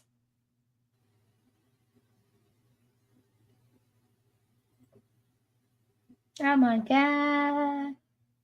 Anyway, Boatman. Sir Dan. Boatman. Sir Dan. Sir Dan the Boatman. shipwright. Boatman. Also colloquially known as Boatman, yes. Boatman. He seems to be the most sane of the elves, which is odd. He's certainly the best acted. You know, I might be swapping. I might be mentally swapping that. Oh, Where like, I think that he seems like he's a sane. He's like a sane character because he's actually being played by somebody who can act. As far as the elves go, too bad he's being written as an idiot. he's a bit silly, but so are all the elves. So he just fits in. I mean that's fair. Okay, yes, Sir Dan. Okay. Boatman. All right. So we get introduced to him. And I'm gonna be honest, I zoned out, and I really don't know what happened in this movie. So Elrond gets there, and he's like, "You don't have to hide." And Elrond's like, "I have these rings, and they were created by Sauron. They need to be destroyed, even though I don't know what they do." And Sir Dan's like, "Okay, That's good. So he just hops on the boat, takes him out into the water, lets the guards come in. Elrond gives himself up because he now no longer has the rings that they're looking for. And Sir Dan's just in the boat, and he's like, "Actually, they're pretty. I'm not going to throw them into the water." Yeah, I like these. And that's about it. Yep. Actually, that's a really good summary. You're better at summarizing than I am. Well, look at me. Yeah. I'm holding a book, so I'm clearly well read. That is true. La la la. Da, da, da. Oh my god, this scene goes on forever. It does. Blah blah blah. Blah blah blah. Blah blah blah blah. Blah blah blah blah. Oh my god. Oh my end. Why are you still going? Oh my god. But unfortunately we're back with the Hardfoots and Poppies there. We were so The Poppies close. there, biscuits. Now let me tell you something. I'm a southerner. I know my biscuits. Alright. So you're telling me they were so fucking close to home because they've walked almost nowhere, that there are freshly made biscuits that are still warm that Poppy was able to bring from her parents, Nori's parents. Y'all are shit. Yeah. Walking. Yeah. You know, I mean, I'm willing to grant you magical forest, magical trail that, so you need some sort of key or something, or you need to have a map in order to get through it. I'm okay with stuff like that. But when it's so dumb, when it's a song that we heard one time and it was supposed to have, I'm supposed to find that meaningful. I know what y'all were doing. Y'all thought I was going to find it meaningful. And I'm just like, guys, we heard it one time. I didn't find it meaningful. I know. That's what But that's the thing. I will say the music for it's nice. The music wasn't terrible this season so far. The music wasn't terrible last season either. No, it's just kind of forgettable, but like not terrible. It's one of the better aspects of the show. It's like if you're ranking things, the music would be higher up on that list. Yes. And I don't hate it. No, I don't hate it. No. It's pretty forgettable. I still think the main title sequence is largely pretty bland. It just sounds like generic fantasy to me. It doesn't sound Lord of the Rings to me. Yep, I agree. But as far as the music for the song that they sing as they're walking, I didn't have a problem with it. The fact that it's the song that we heard only once from characters we don't like, that's the problem I have. Well, also, it's like I was supposed to find that significant. And I know that's what they wanted me to do. Yes. And I was kind of angry that they thought they could play a song one time, never mention it again, and then until this season. I mean, maybe we could have had, as the, instead of the Harfoots, willingly leaving people behind to die, maybe show them like singing that song when they're not sure where to go. That could have been something you could have done with them. That way that song has a connection. And then that way this season Nori could then sing it and it helps guide them along. And Poppy's got a lot of meat on her, so you can use her for sustenance. Well, I mean my answer is simpler than that. Why don't we wait to use it? Why don't we kind of have it sprinkled in occasionally, right? But it's like, oh, I'm very homesick, right? So in this journey, right, we wait until like at the very earliest, halfway through season 3, to bring it back. And it's because they're lost, they're hungry, they're tired, they've been on the road for like a year now or something, something because they have to crazy hurry up and do nothing. Yes, they have to hurry up and do nothing. But they've been on the road for a while. Yes, to the point where they're out of provisions. Yes, and that's just like it's a morale lifter, right? Yes. That's what that song should have been used for, a morale lifter. They've been gone for, it seems like, maybe a week. Maybe, and they've gone almost nowhere. They could walk back and regroup. Yeah. They could have walked back and been like, okay, something went horribly wrong here.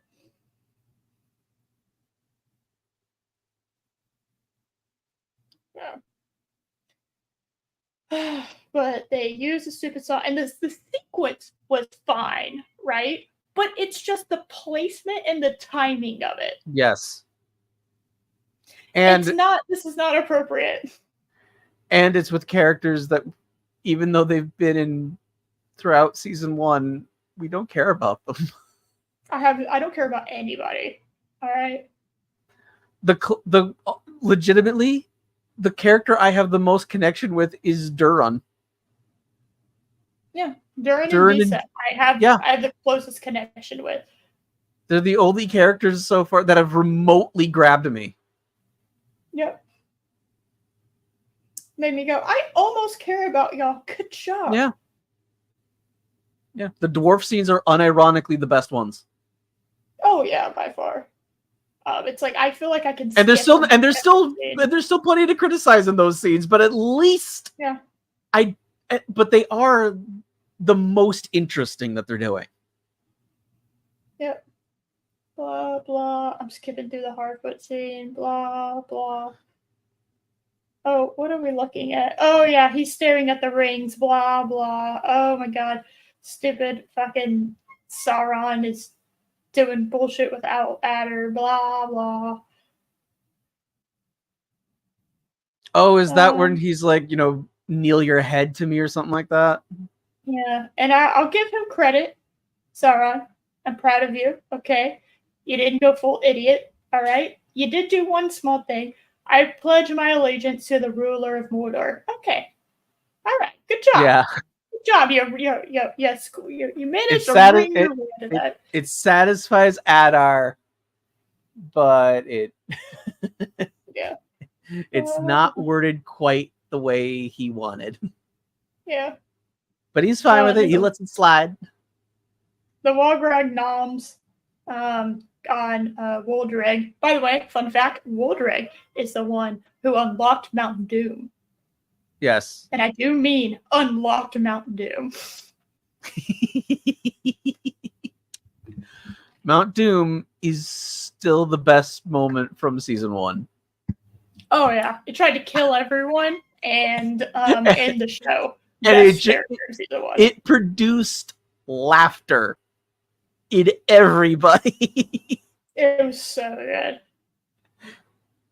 It's supposed to be this big dramatic moment, and everyone's laughing. Yes. It was so funny. Oh yes. I'm looking. All right. Okay. Because I'm telling you guys, this was a slog. These fucking 3 episodes. Trying to get through them was such a slog. We're summarizing it because of how much of a slog it was. Mm-hmm. Yeah, I watched the first 2 episodes on I watched episode 1 before I went to work. I watched episode 2 when I got home from work, which I'm older. After work, I need a nap. So watching episode 2 was really, really hard because I just wanted to take a nap. It was so boring. Yes. And then I watched episode 3. It ended like 20 minutes before I went on to Loki's show. Yeah. Because these episodes, I don't think we can properly state. All these episodes seem to last a year. They are so long, and so for the most so little. Yes, there's so much things, but so little happens. That's why I'm literally hitting skip. I'm skipping because we'll summarize these scenes of what's happening. Because if I was, guys, I don't even know how EFAP's going to cover this. My throat already hurts. Mm-hmm. All right, I just there's so much and so little that happens. Yeah, it is just like the next scene is fucking Gil Galad taking 8 years to say, "Hey guys, we're fucked," and then we're gonna have to bounce out this hoe. That's what that is essentially what Gil Galad says. Okay, it's supposed to be a simple. Our way here is over. We need to go back to Valar. That's it. Hey guys, we're gonna go to heaven. I know we're all upset about going to heaven. All right. Our time here in Middle Earth has come to an end. It's time to bounce. And to a better place. I know we all feel that our job isn't finished, but it is what it is. Bye. Literally, nature has told us. Okay, so we need to go. And then Boatman comes in and is like, "Hey, I actually didn't throw the rings away. I have the rings. Here are the rings." And, I dropped one. Oh, Galadriel, that's yours because I just happened to drop the girly one. The somewhat girly looking one, even though they all look shit. They really do. Dude, they didn't have to make them look like the other ones. But come on, you can make them still look pretty. It's still supposed to be beautiful elven craftsmanship. They don't have to. I'm not saying they need. The issue isn't that they don't look like the Peter Jackson ones. That's totally fine. Oh. Create your own. I totally respect that. Make them look good. Get some kind of Jules craftsman or somebody who works with rings to fucking come in and help you. Yes. Either have them make them, okay, or have them teach people to make them. Because they look like just generic Cracker Jack rings. Like there's nothing special about them. I mean, fucking Galadriel's looks like a ring pop. It really does. Okay. It seriously does. And the other two, the 2 golden ones, I wonder if it leaves like a gold mark around the ring, their fingers when they take them off after filming. Yeah, I want to know if their fingers like turn green. Okay, like there's no way this is spray painted gold. Okay, they look so ugly. They're so cheap looking, and they have after all three of them put on the the rings of power for the first time, that we get that aerial shot of their hands, and I literally went, every kiss begins with K. Yeah, it's just so shit. It's so shit. You know, they put their stupid rings on, they do the fucking Wonder Twin Powers activate, and just Wonder the Twin, force yeah, comes yeah, back to life. yeah, Wonder Twin powers with 3 people. Yes. That's what Wonder happens. triplet powers, yeah. Yeah. And then everything comes back to life. And it was just like, oh, so can we just take this off now? Like, unironically, do we need to keep these on? Because no one's told me whether we need to keep these, they need to keep these on or not. And God, Elrond, I can't take your face seriously. Ever. Like, I'm watching him right after the fucking thing comes back, and he's just like, oh, fuck. And he just looks, like, upset. And I'm just like, Elrond. Yeah. Come on now, man. Like... And he just walks away. And I just don't understand Elrond's character. Okay? I don't understand how Galadriel and Elrond switch personalities. I also really truly want to know why. Okay, so Elrond committed treason. How come he's not in jail? I don't think they have Elf jail yet. I mean, he literally committed treason. He disobeyed a direct order from Gil-galad. Well, I just want to know. But then they get the rings, so he just goes, Yeah. you're fine. Well, I'm seriously, like, I want to know what happened after the scene where there's, Galadriel, and that they're standing there in Celebrimbor's little thing with the rings and whatever. I want to know what happened between then and then when they're galloping. Because something happened where Elrond is a completely different fucking person from last season. Maybe we'll get a 20-minute opening sequence at the beginning of next season. Maybe. I mean, seriously, like, Galadriel's so chill compared to last season. She was literally like, I will do anything in order to get what I want. And now she's just chill about it. Like, she has actual proof. She met Sauron. Dude, she literally met Sauron, okay? Yeah. And she is more chill now than last season. Yes. I don't understand. And again, I don't understand it's a problem with the lore that she knows who it is at this point in the story. Yeah. Dude, I want to know how much they're going to delay her getting to Celebrimbor. Like, I want to know how long it's going to take for her. Because she can't go anywhere near them until the 9 rings for men have been completed and the 7 rings for the dwarves have been completed. Yes. And they're just about to start doing the 7 dwarf rings. And again, Sauron didn't make the rings for the elves or for the dwarves, and man, he made them all for elves. But then when he put on the 1 ring, they immediately felt its corruption and took them off. So he then took the rings and gave them to the other 2 races. Yeah. Like, they weren't made specifically for the race of man and for the race of dwarves. Yeah. I know. It irritates me. Well, they totally fucked up by having the 3 rings for the elf done the way that they did them. Totally fucked everything up. Yeah. So really in next season? Well, they're supposed to have 5. From what I've heard, it was part of the contract. They have committed to 5 seasons. Yeah. So I think Amazon has no choice. They are contractually obligated to make it. Yes. All right. So we cut back for the very last part of this episode of of Sauron has rolled up to You mean rolled up? rolled up to Celebrimbor's his house, basically. Lyndon. Yes, London, and he's just like, yeah, I'm gonna stay here. Do you let me in? And that goes on for multiple episodes.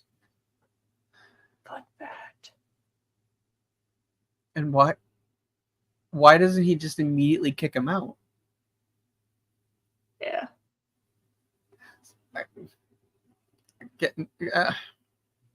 It boggles my mind that after they had deviated so far from the lore in season 1, that they are now trying to do things to make it fit the lore. But it's breaking the story that you were telling now. It's so bad. Yep. Shall we start with episode 2? Let's get right into it.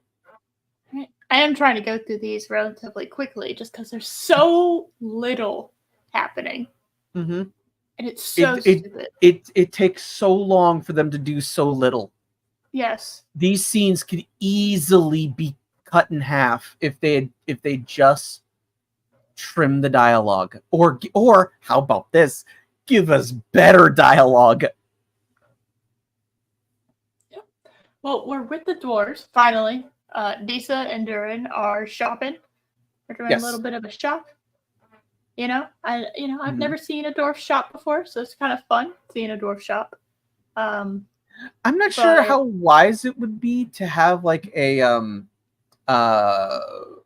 Balazar on like ledges, but whatever. Not intelligent, no. But that's not my problem. Right. That's your shop's problem. Yes.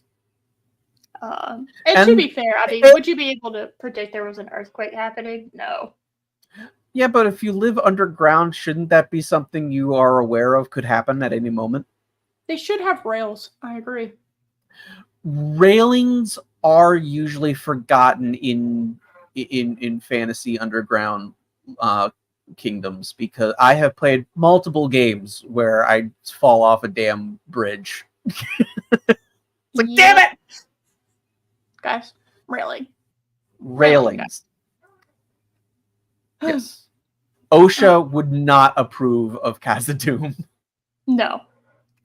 So Durin has been disowned by the king, and they're dealing with that. They're a little broke right now. That's okay. We're all a little broke right now. So relatable. Yeah. And Kamala will fix it. Definitely. And we kind of start the whole, what seems like to be for the first 3 episodes at least, it's kind of the plot between the dwarves, which is, hey, there's the king and the prince are stubborn assholes. It's pretty much the summary for that. Yeah. And also, but I mean, later we also hear the king go like, "Surely he didn't think my words were serious." Like, didn't you rip the necklace off him? Which kind of signifies that you are disowning him. Are you gaslighting us? What is like? Politicians would never do that. You very obviously disowned him. Yes. Like, you took his prince chain off of him. Like, how is that not disowning him? Yeah. Whatever. Well, Disa kind of stumbles a little bit, and like she has like a connection with the rock, I think, because she's like one of those singer people. Just still don't fully understand. Which was unironically hilarious when we heard like a chant happen in season 1, and then it cuts to like it was like we heard a chant for like a different scene happening, and then it cuts to Disa singing, and you realize, oh, that song is in universe. Yeah. that was unironically funny. That was funny. But Disa But is like, oh, hold on. They're Hold on. they're mountain priests or something, I guess. Something like that. And it's the eruption from Mount Doom that they're feeling. It's like those aftershocks. Yeah, that's not what I thought it was. I'm sure that's not what you thought it was either, until they literally had to explain it in an episode. I thought it was a Balrog, and I was like, wow, we're doing this early. Okay. They're doing that. Well, I mean, they showed the map and they showed like inky blackness on the map going to Casa Doom. So I honestly did think it was the aftershock from Mount Doom. Oh, but that's well, I guess. but that was way. But it again, time is not a coherent thing in this world. So why is that happening several episodes after Mount Doom erupted? Yeah, so this is what I have to assume. Aftershocks happen relatively quickly afterwards. Yes, so they do. To me, so the dwarf storyline that's happening in episode 2 of season 2 is currently happening at the same time as the end of episode 6 / the beginning of episode 7 of season 1. So this should have been in season 1. But it can't be. Right. Because the end of season 1 is when he gets disowned. Right. So what the fuck, show? This it's like the creative team does not have a concept of time. Literally, time just cannot exist as we know it in a linear form. In this show. Yeah. I just can't. Which, I mean, even though it'd be way too early, the Balrog would have made more sense given how much time had passed. That's why I thought it was the Balrog. It does make more sense. You're right. That's But why I assumed it was. I know I saw the map, but I did not connect that Mount Doom exploding is what is causing that now because I forgot this show doesn't believe in linear timelines. Yeah. Okay. I forgot. Even though they think they do. That's the frustrating thing. They think they're telling a coherent story. Yes. Also, I just want to say for the record, Amazon, when I hit skip intro, and I still have to skip 30 more seconds to get through your intro. Yeah. You didn't skip the intro. Yeah. Or another one of my favorites, you hit skip intro and then you're like halfway through the first scene of the episode. It's all right, go back. I've had that happen too. Yep. So then we have an I remember I was watching an episode of Star Trek, and it's like, as much as I love the theme music for all the shows, skip. Want to just get to the episode, and it was like halfway through the captain's log. It's like, hold on.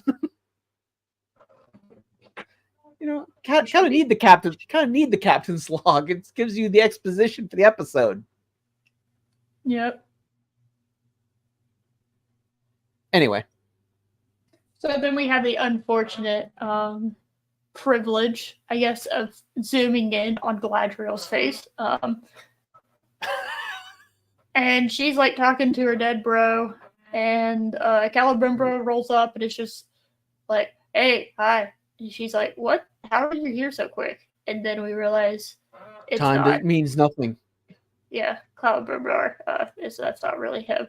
She's seeing some bullshit that Sauron is apparently feeding her from the ring that he had no influence over. Yeah. And it's like, 3 runes for Elven King, 7 for the dwarves, and 9 for mortal men doomed to die. Even though he didn't make them for that. He made them for the elves. And then I was like, fine, I'll get everybody else. Basically, that's basically what happened. I 'Cause can't have my OP army. Fine, then I'll get everybody else who outnumbers y'all. Because the elves are essentially high priests of Middle Earth. Yeah, Like they're like a step below the gods, basically.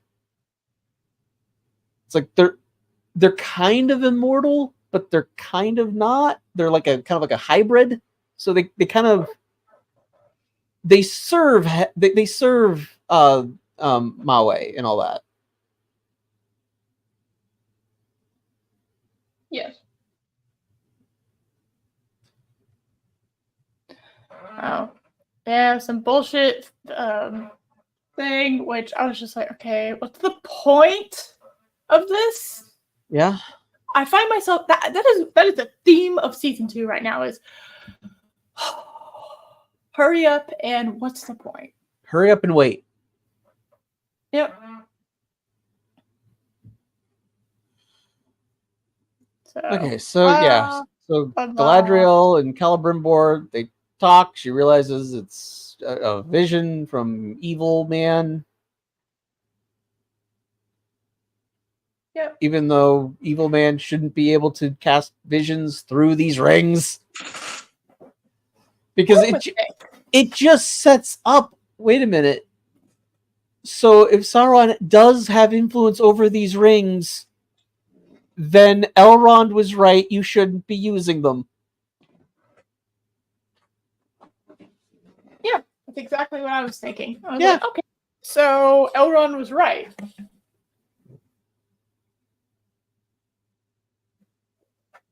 That's what I got. Okay. It's just like it's very obvious that they're having an influence over them, both of them. Yes. So.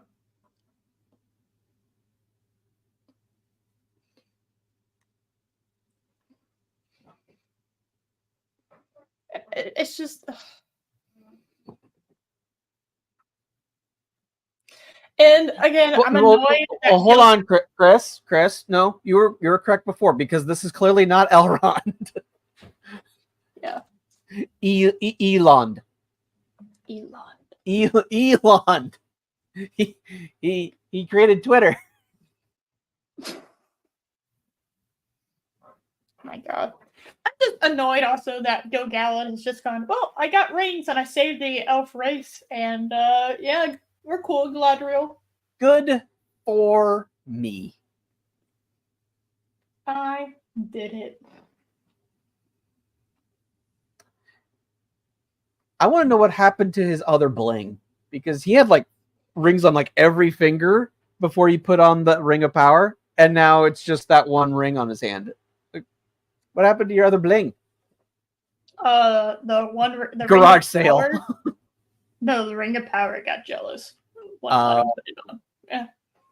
He was poly ringist, and now he's mono ringist. Okay. Yeah. He had other rings on the side, but now he put a ring on it. He did.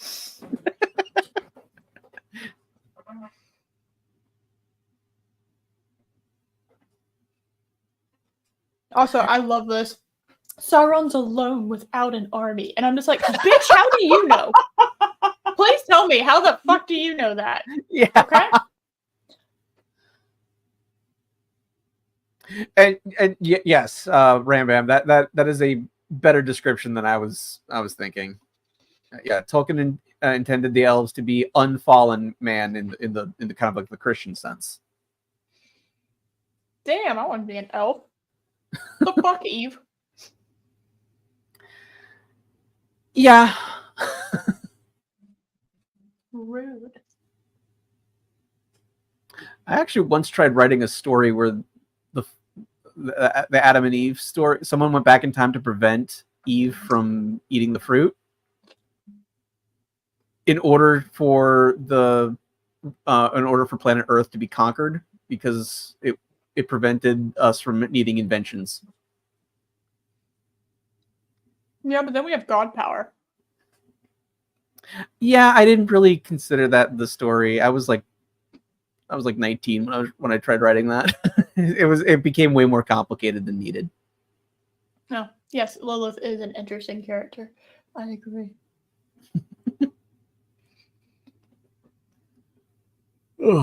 Anyway, what scene Anyway, was blah next? blah blah. Gilgalad and Galadriel are still talking. I shit you not. They won't shut up. That sums up this show. And all of the scenes then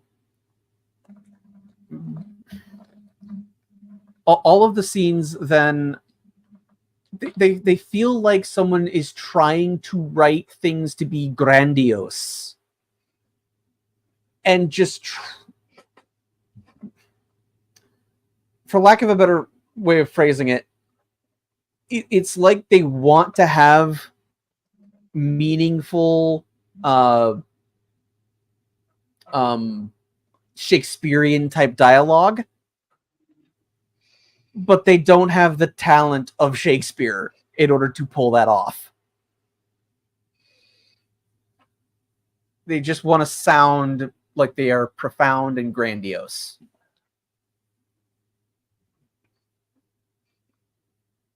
True.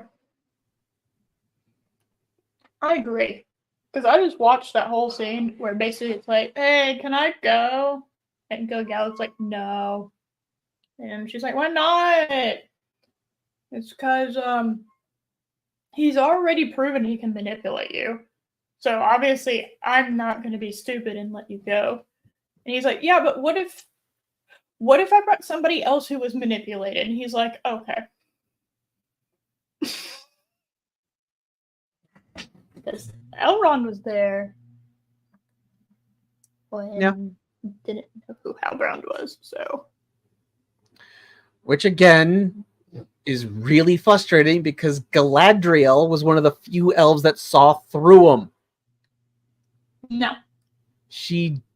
Because most of the elves were taken by how Pretty. wise and pretty he was, and he was the Lord of Gifts, and he manipulated them. Didn't mean they were stupid. He was just a master manipulator. Galadriel was one of the few elves that saw through him and was like, there's something.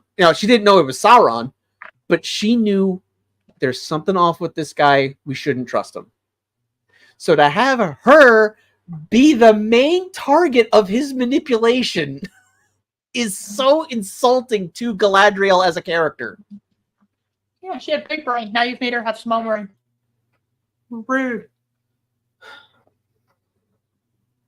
And the way they are trying to retcon things to make it seem like he was a master manipulator the entire time, when season 1 clearly demonstrates, no, he wasn't. He's just kind of along for the ride in season 1. And he's like, you know what? I will take up being evil again. Why not? No one else will let me have fun. I mean, remember when they were on Numenor Numenor.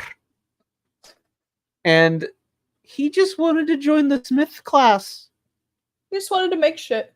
If Galadriel had just left it alone, none of the entire story doesn't happen.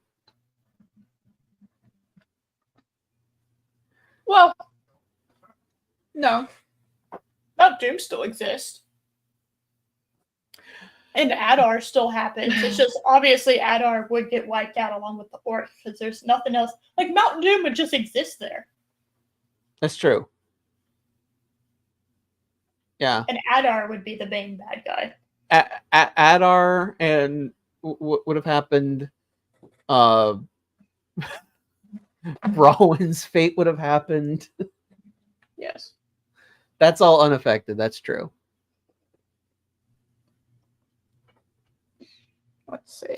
Actually, no, because more of the Southlanders would have died if it wasn't for them rallying behind Sauron, thinking he was their king.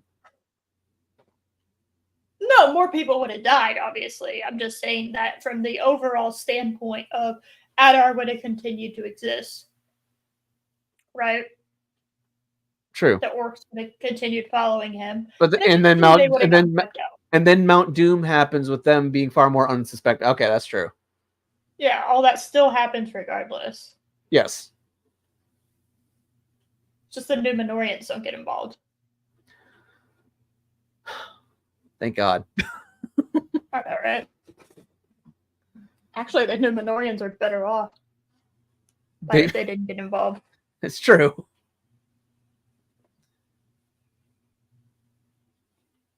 Anyway. The scene with Galadriel and all the finally ends. She goes to Elrond and is just like, "Hey, Elrond, come with me." And Elrond's like, "No." She's like, "Why not?" He's like, "Because I don't want to." Because I still think I was right that these rings are corruptions of Sauron, and you just freely admitted that he got into your mind. Yep. Therefore, you are under the Dark Lord's influence. Yeah, he's like, and I don't want to be a part of this. And he she's is like, rightfully calling her out. Yeah. Again, I will give credit where it's due. They are finally having characters dress her down as she has deserved forever. All last season. But the show is still framing it as poor Galadriel. Oh, poor thing. And I'm just like, no, not poor thing. It's like, no. I'm totally siding with Elrond here. Based on what we're seeing in the show, Elrond is right. Yeah. He's not right if we were reframing this in the Tolkien universe. Right. But that's correct. Because this literally can't be connected to the rest of the Tolkien verse. Okay. It just can't be. Mm-hmm. Because of rights issues. This is not canon. This whole show is not canon. It's fan fiction. Yeah. Let's call it what it is. This entire show is fan fiction. It can't be canon because it literally, legally cannot be canon. Right. And because they have the rights to the Lord of the Rings and the appendices. They do not have the rights to the Silmarillion. Therefore, they should have just done Lord of the Rings. It would have been easier. Story. They could have just done a different story. Well, there's that too. But they could have just done a 40 episodes of Lord of the Rings. You could have done way more. There's a lot from the movies that they had to cut down or cut out entirely that you could have had. Yep. You could have done it. You had the time. You had 5 seasons, 8 episodes each. That's way more time than Peter Jackson had. So you could have done a more faithful telling of the Lord of the Rings. And if it was done well, people would love you for it. Oh, yeah. This show sucks. It does. And Tolkien fans, they are passionate. Very, very passionate. Think about it. Tolkien fans have existed before Star Wars, before Doctor Who, before Star Trek, before video games, pretty much every other franchise. Tolkien predates it. They are basically the first real major fan base. Yep. People know this stuff. there are literally courses teaching the lore of of the world. You can't mess with them because they will call you out every single time. Yep.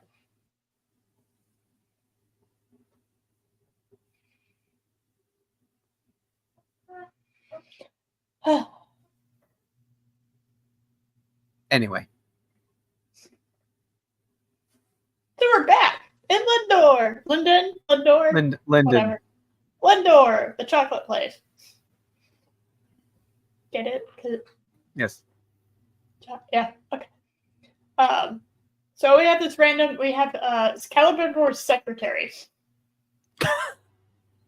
His personal assistant. Sure. Secretary. Oh, does that mean she'll also get to create a Star Wars TV show that fails horribly? Yes. Okay. Yes. So, Oh wait, did I just make Celebrimbor Harvey Weinstein? oh no. Oh no! Secretary, run! Run, secretary! You don't want to see things that he has seen. Yes. So, Sauron's putting on the wounded antelope routine. And it's working on the secretary. He's Yes. like, oh, but he's a poor thing. And Celebrimbor's like, oh, well. Why doesn't he just banish him? Why does he keep him around? He's Why do you a weak. He's a pusswah.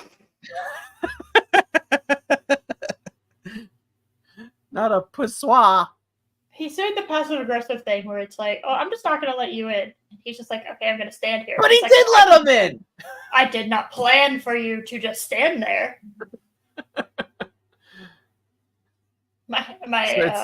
It's a battle of wills on who can be more passive aggressive. Like, I will just stand here.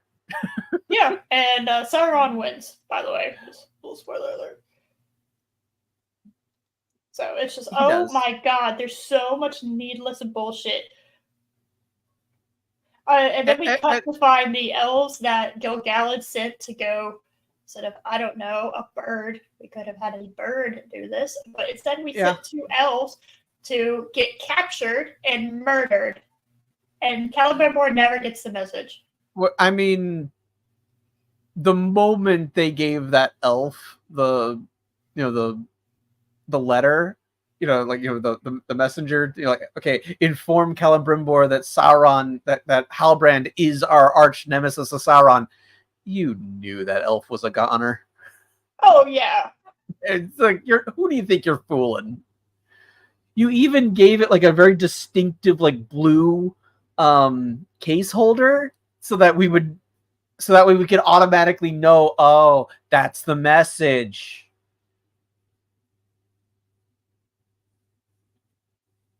Yeah. Yeah.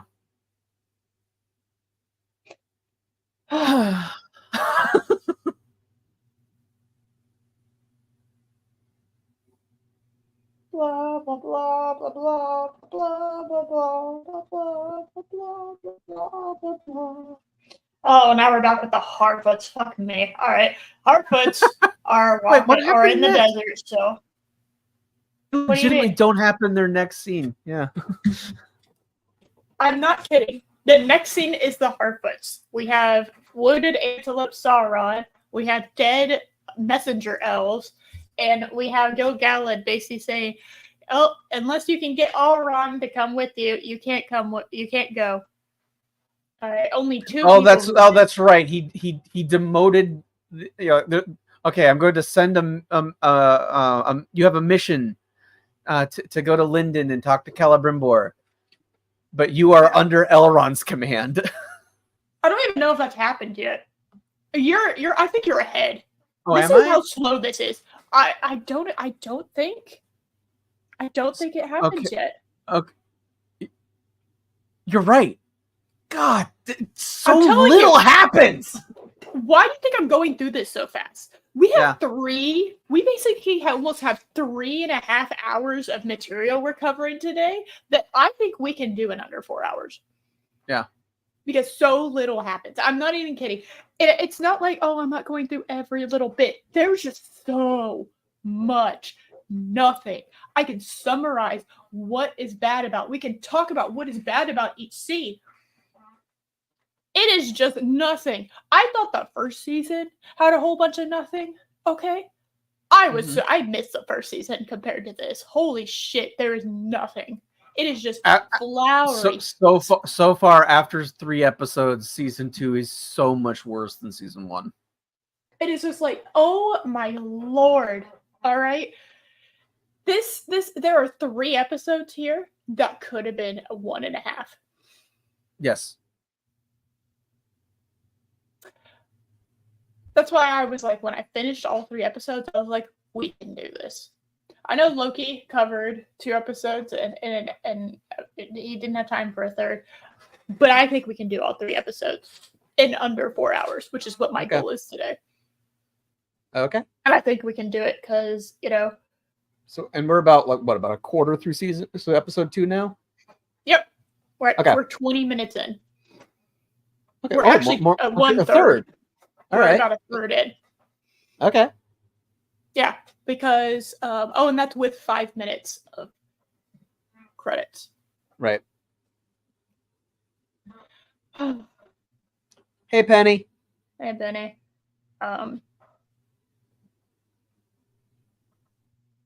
But oh my god, hold on. Wait, something interesting almost happens. Hold on a second. Oh, hold on. Hold on a second. I gotta backtrack just a smidgen. So I was like, oh god, we're at the Harfoots again. Never mind. We're at some kind of fucking sand palace. Oh, right. I have no idea what the fuck this is. I'm gonna go ahead and tell you. This is so far out of my realm of knowledge.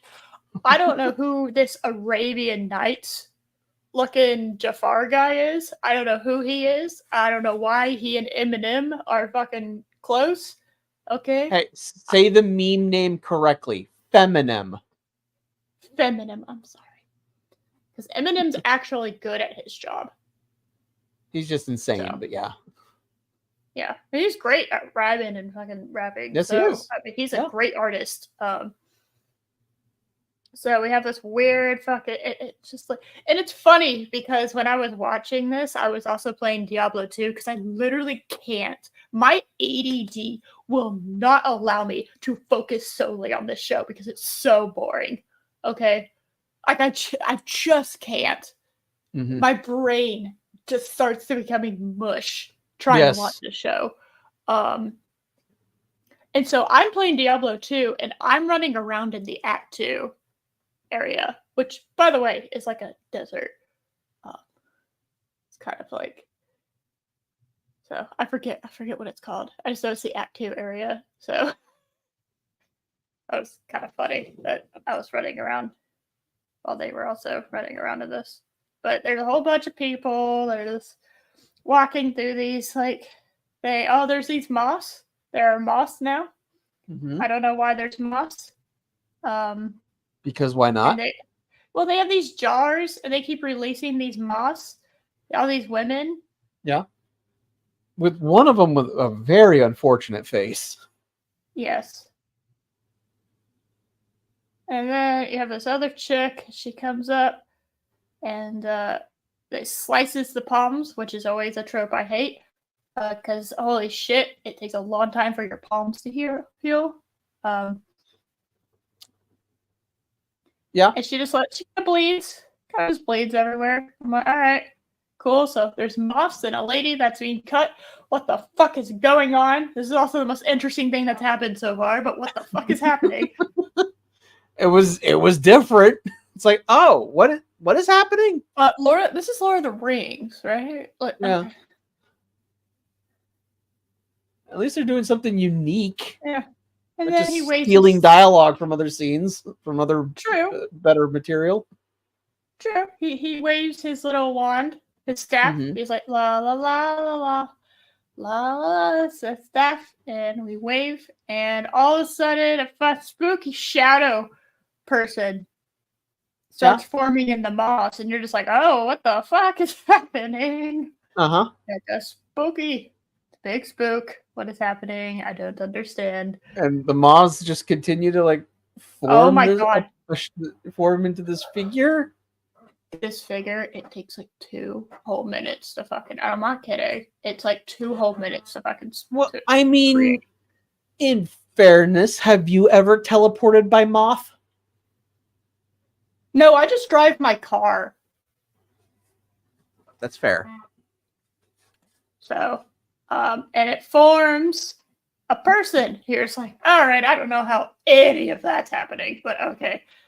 And not just any person, Feminem. Woo. Remember her from season 1? Also, I want to just say this for the record. She looks more like an elf than any of the elves do. Yes, she does. She is the prettiest person in this entire show. And it's not even like a competition, really. She's like by far, she has like the high cheekbones. She is by far the prettiest person. Should 1000% have been casted as an elf. Okay. I don't understand. Well, if I remember, I think she is an actual model. Well, that's probably why she looks really pretty.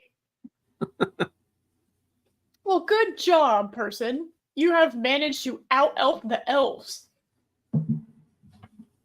Teleport by moth. We're not kidding, Rambam. Yeah.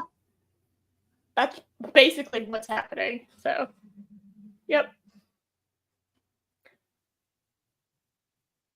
And they mentioned something about the white wings. I have no idea what that is. No. Nor Not a do I clue. expect. I have not a fucking clue. They then go on a very long conversation of, hey, how's Sauron? He's like, Sauron's doing all right. He's doing shit. And how's not Gandalf? Gandalf's doing some stuff. He's a little annoying, you know? We kind of got our ass beat. It was a bit embarrassing. You know, he's doing stuff. We were defeated by a group of little people who openly leave their people behind to die. Yeah, it was kind of embarrassing. And then also with a wizard who has amnesia. Who has amnesia and no control over his powers. And yet can still like cast spells. and like 3 people who are like barely 2 feet tall. Yes. They kicked our ass. Yep. Okay. We now cut to the Death Eater. That's apparently now in the show. Also, the Jafar looking asshole. He's apparently called the Dark Wizard. Yes, even though the wizards should not be here. So I thought there was 2 blue, 1 brown, 1 gray, 1 white. Yes. There's 3. So we now have a 5. So now we have a 6th one. For some reason. Yeah. So again, the wizards should not be here before the whole battle with Sauron and the elves and dwarves and man uniting to defeat him and the Isildur. The wizards should not be around yet because they were sent basically to clean up that mess. Yes. So there should be no wizards at all at this point in time.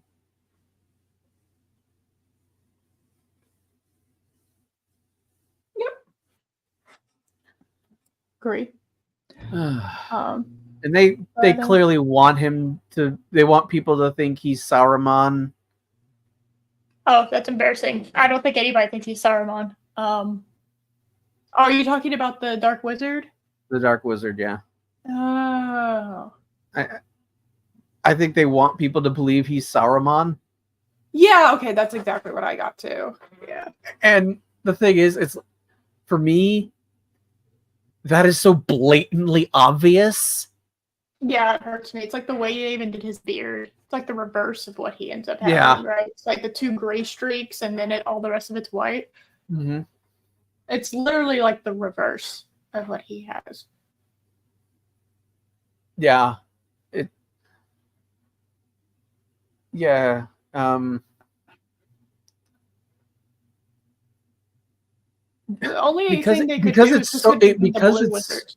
because it's That's so it. blatantly obvious that they want him to be Saruman. That makes me hesitant to think it is him. Well, I just don't know how. But they've also shown they are so uninspired and non-creative that they might just do the obvious. Well, the obvious is that the stranger is Gandalf, something that we have known basically since the first episode. Mm-hmm. You know, it's just like there's certain things where it's like this is so obvious, and they do it. And it's just like Yeah. It's very frustrating. So Death Eater Man is sent to kill Gandalf, I guess, and the Harfoots. The guy who looks like he should not be in this world in the slightest. I told you, it looks like a Death Eater. Yeah. A Death Eater.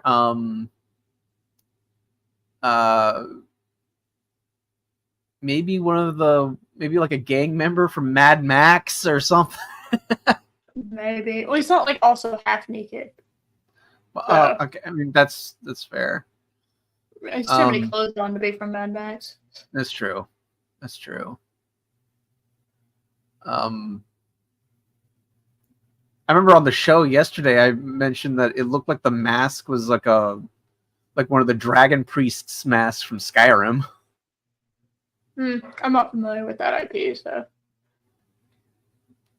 You've never played I Skyrim? know. No, I have not. I haven't actually. I haven't played it yet. I'm playing Diablo 2 right now. Leave me alone. Okay. Let me have my skeleton army.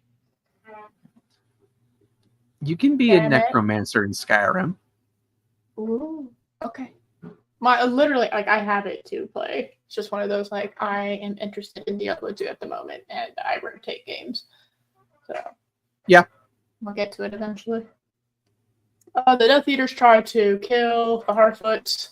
They fail because they're morons. Mm-hmm. Even though the guy that looks straight through the cloth, which you could see very, very clearly through the cloth, can't see the 2 fucking pale faces looking back at him somehow. What an idiot. I mean, the way they did it was bad. I get that they've established that because they're hobbits, they're able to just not be seen. But they didn't execute it well. No, it just made it look like he's a moron. Yes. No. And he somehow couldn't find the 6'5" amnesiac. Yes.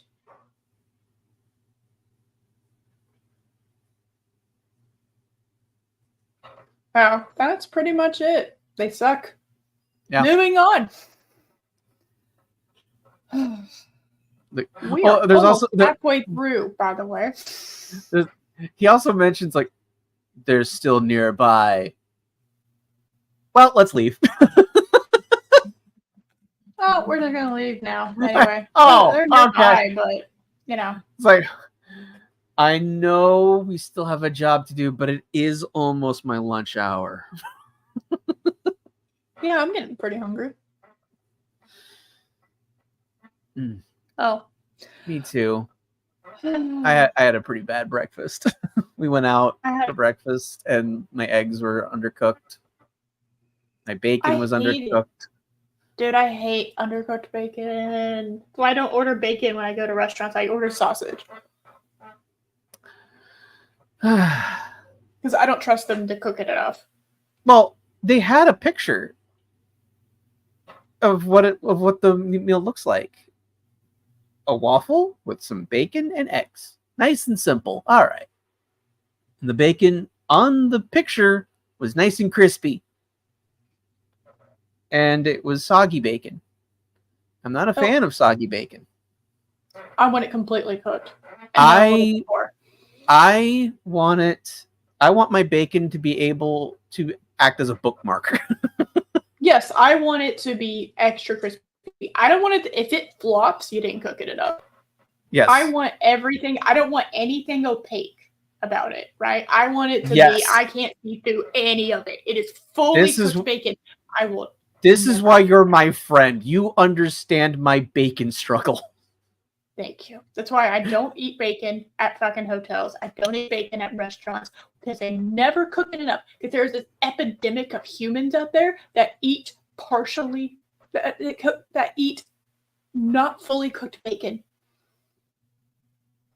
Yeah. I don't understand y'all. Yeah. And then my eggs. Nice and simple. Just scramble them. I just want scrambled eggs. They were runny. How do you mess that up? How do you mess up scrambled eggs? They were runny. I'll overcook my scrambled eggs more often than I'll undercook it. Yes. You know? It's like I'm kind of impressed you were able to undercook my eggs when they're scrambled. Yeah.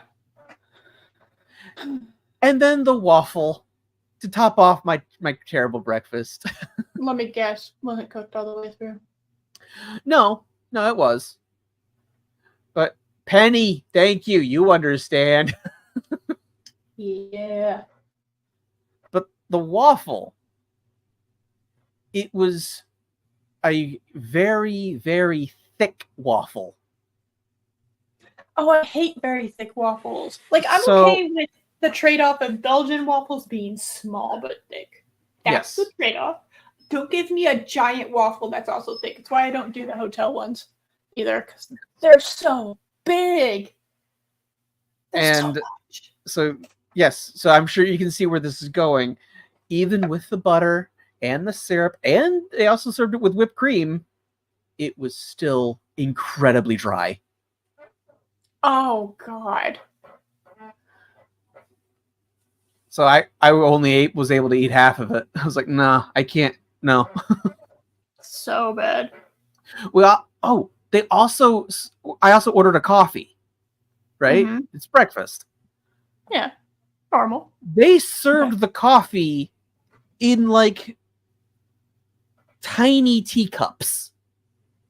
Bitch, I wanted coffee. Where's my mug? You know, now if I go out to eat, I almost exclusively get chocolate milk. The full fancy. Okay. Or some kind of iced coffee or something, some kind of drink like that, right? Because like I can make me coffee at home, right? Generally speaking. But if I like to do a little fancy if I'm going to eat out for breakfast because I so rarely do it, you know. But I don't understand teacups. Yeah. They were like tiny little teacups.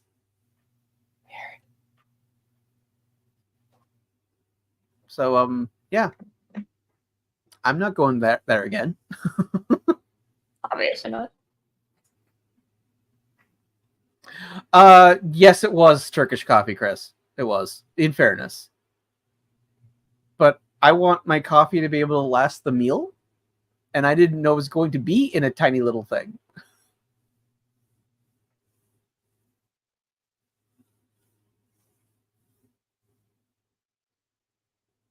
That is my breakfast struggle. I had oatmeal this morning. No. You had a better experience than I did. Probably did. I ended up going back for a second one. Nom. Yummy oatmeal. And I'm guessing it didn't cost $46 with the tip. No, I got the oatmeal from Walmart. Okay. And that and also just to be clear, that $46 was for both of our meals too. Well, yes, I assume. Yeah. I just wanted that to be clear. I wasn't paying $46 for one breakfast meal. Are you kidding? Yeah. It's still a bit much for not very high quality. Well, if I'm paying almost $50 for breakfast, you better bring up to A game, okay? Exactly. That's insane. If I could have had a better breakfast experience by going through Whataburger, okay? Yeah. I mean, I so didn't get my coffee fill that when we left the restaurant, we swung by Starbucks. Damn.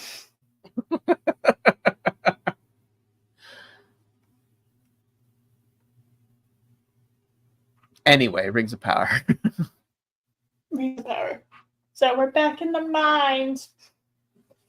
So everything's kind of gone to shit.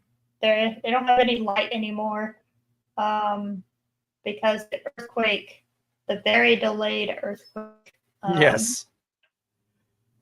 kind of destroyed the sunlight that the little sun windows that they had in. Mm-hmm. Which I admit, I like that. I like that too. The crops are dying. You know, oh, this is actually interesting. You know. Yeah. Yeah. It should have happened much sooner, but yes, you've come up with an interesting dilemma for the dwarves. Yes. And they can't find a safe way to get through to unblock them, basically. So it's kind of like, well, what the fuck do we do? You know, and Well, they tried singing at it, which was catastrophic. Made it worse. Yes. So but they can't hear the mountain. They can't hear the mountain anymore. What a tragedy. And that summarizes that quite a bit. Except we have a sting between King Durin and Disa. That's like, hey, how's my son doing? Yeah. And this is where we got the scene where he's like, surely Durin didn't believe that me disowning him was serious. Like, yeah, it was, dude. What are you talking about? It was, in fact. Yeah. Very serious, because I remember what happened last season. Yeah. So.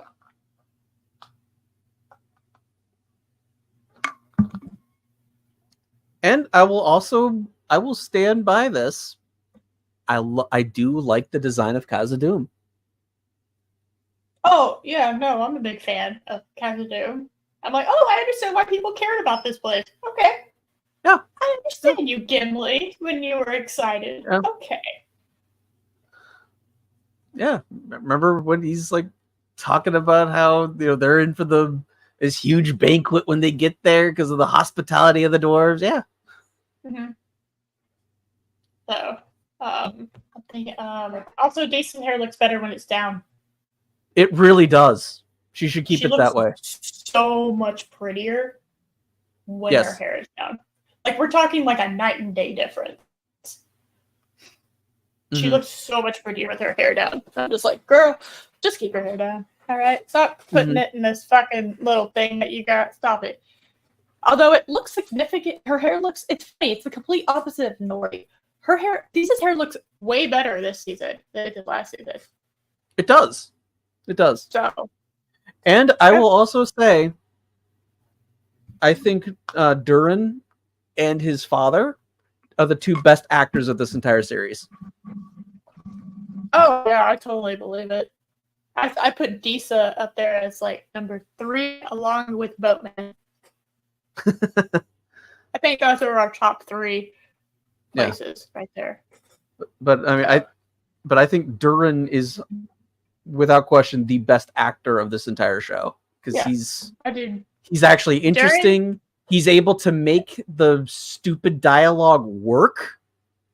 Like when and it's like when, as an actor, when you have bad lines, it can be a challenge to overcome it. And he's doing it for the most part.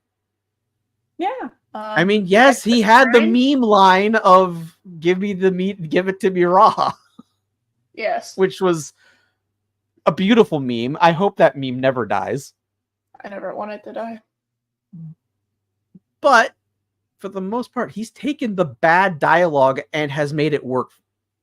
and that's a testament to how good he is as an actor. Yeah. Durin, King Durin, and then Disa and Boatman would be my top 4. Disa and Boatman, I would say, are tied. So that's why the dwarf scenes are so good compared to the rest of them, because it's like, oh look, chemistry, acting, my goodness, competency. Yeah. It's funny. I will say that I don't understand why they had the scene of Darren working in the mines and getting bullied by the other dwarves, because like he's a prince. I mean, I guess they wanted to show that he's now basically just a commoner, but was So that weird. needed? I would have cut all of that out. All right, that shit I would have cut completely out. Yeah. It's like, you don't need to demonstrate that he, that he now has to, be in the mines with the common folk now, because we saw last season when the mine collapsed, he was there trying to help rescue the men. So it's like you've already demonstrated he's not opposed to getting his hands dirty. Yeah. So what is this nonsense about him now? Like, I have calluses now. Yeah, What? I don't know. You were working. I don't get it. Yeah. I have no idea. But I will say that the scene after, like them having, they have their little moment, like Lisa and Durin are having a little, actual couple moment, and I'm happy. And I have nothing too terribly bad to say about that. Mm-hmm. Because I like them when they're doing, they're being a couple. Because I can believe them. And it is so much better compared to the rest of the show. Because they actually have actors that have chemistry. Chemistry and acting ability. Oh my god. Yeah. Oh. And again, minus Disa quoting Vader almost last season, I've had no issues with her, really.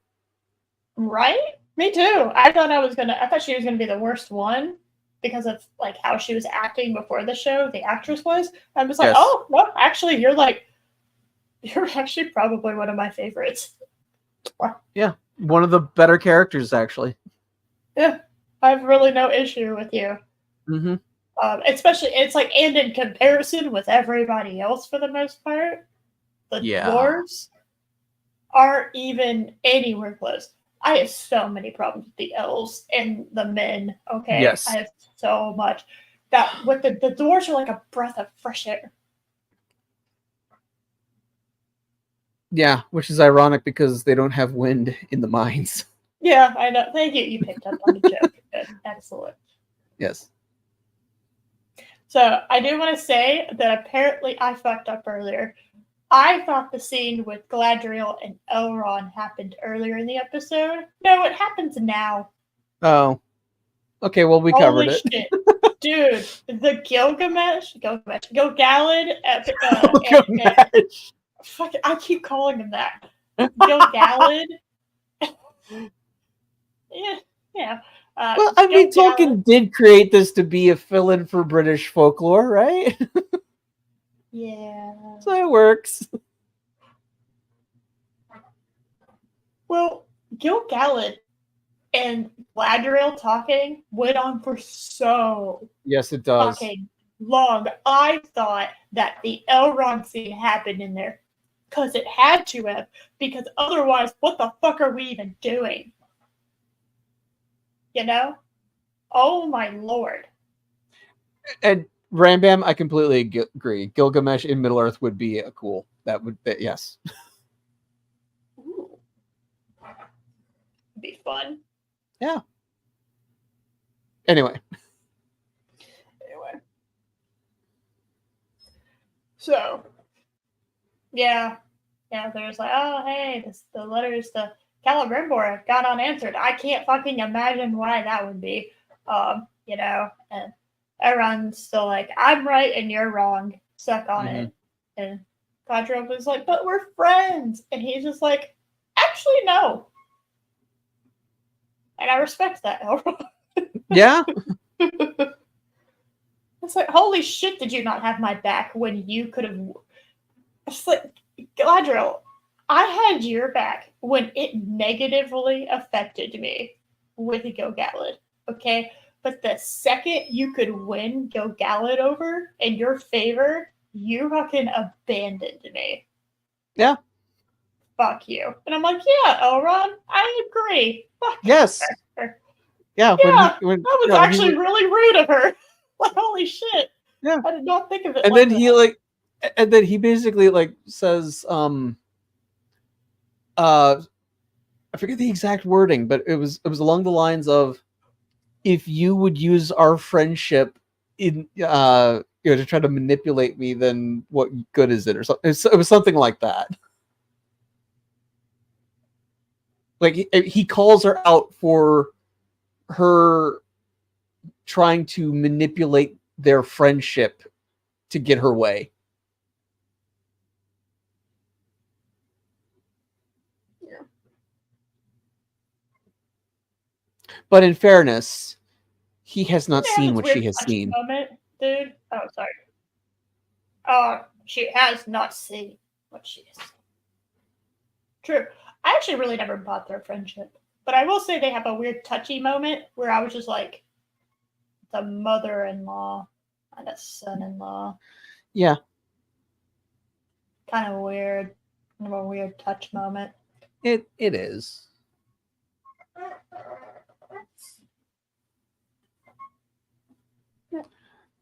I heard, I think it was on F&T last night, but I think someone brought up, are they trying to have a Elrond, Galadriel, Sauron love triangle? Is that what they're trying to set up?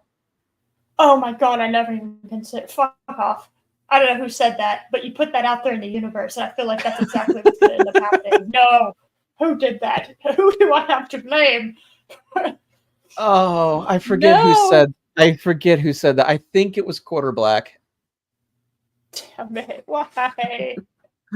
Why would you do such a thing? But yeah, like the moment I heard that, I was like, oh no, please tell me that's not what they're doing.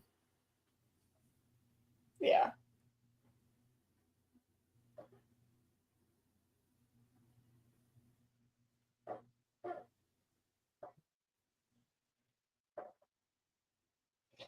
And then we have Elrond and Boatman are talking, and the Boatman's like, "Hey, you know, even if this is these rings were made by Sauron, and They're pretty. well, guess what?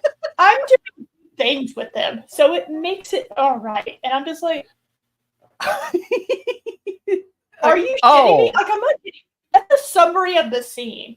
Is Yes. Fucking Boatman is basically convincing Elrond that, hey, I can do good. You can do good things with evil things, and that makes those things fine. And I'm like, what the fuck? Did you teach Saruman this? It's not how this works in this world. Evil things never create good things. Yeah. I don't know what to tell you. Okay.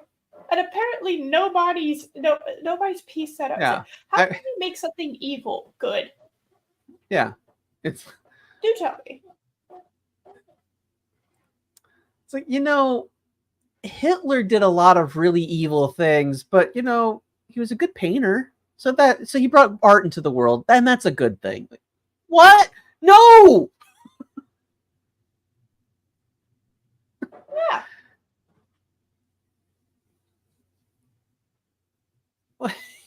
So yeah, the logic makes no sense. Yeah, so let me read. I'm gonna quote this. Okay. Okay. Give me a second. Mm-hmm. In Sauron's hands, they could work an evil beyond reckoning. All right. Dominating the minds and wills of all. Yeah. This is why they must remain in the hands of the elves. So that we can do that. You are wise to fear this power, Elrond. But do not let that fear blind you to the ways it can be used for good. What an idiot! That's not how things work in this world. Yeah, you're smart to fear this power. Yeah, this is evil. Yeah. But I'm using it, so it's okay. It's like, what a fucking what you shouldn't even have it just because of your stupidity. Yeah. Oh my gosh. So it's like that's basically that's exactly what he says. It's just so dumb. It really is. And I'm just like, it is not your enemy that bears these rings. But your most trusted friends. Yes, no, I'm far more scared because I know what my enemy's going to do with them. I don't know what my friends are going to do. Because I never, ever predicted that my friends would do this. It's worse. By a wide margin, by the way.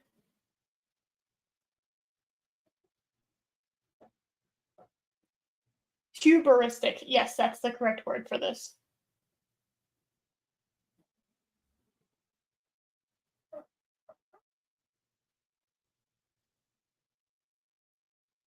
So dumb. Oh, we have about a third left of the episode. All right. We're back in the stupid desert with the hobbits and Gandalf. Oh, Yay? I don't care. I don't care. I don't care. Oh yeah, they forgot water. They need water. So it just so happens that they managed to have found a well like 100 feet away from them. How convenient. Nice. The well that's been stuck in this desert has water in it. Okay. It also has this stupid bell that I don't understand is attached to it. Why is there a bell attached to this well? Who knows? And you know what? Who gives a shit? They're not going to explain it to me. I'd like an explanation as to why there's a bell on top of the well. I do not get that. Also, this is really fun. If somebody's not breathing, do you know what I'm not going to do? Smother them with water.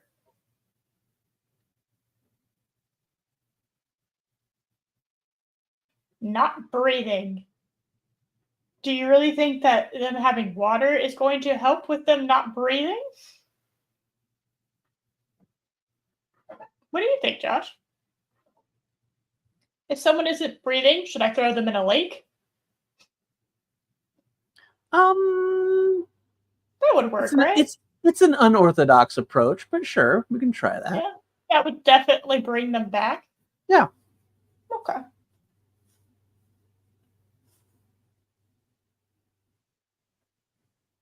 But it does bring him back. I have no idea why or how. It just does.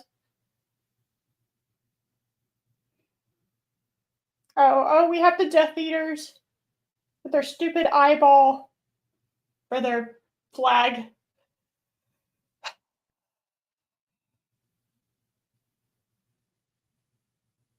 And fucking Gandalf decides, you know what? Hey, you know this stick that's here to hold the bucket where it needs to be?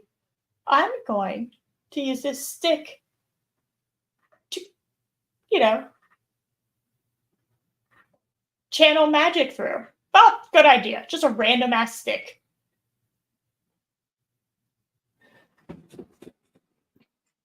Oh, we haven't established if Hobo Gandalf breathes. That's what? That's true. We haven't explicitly established that.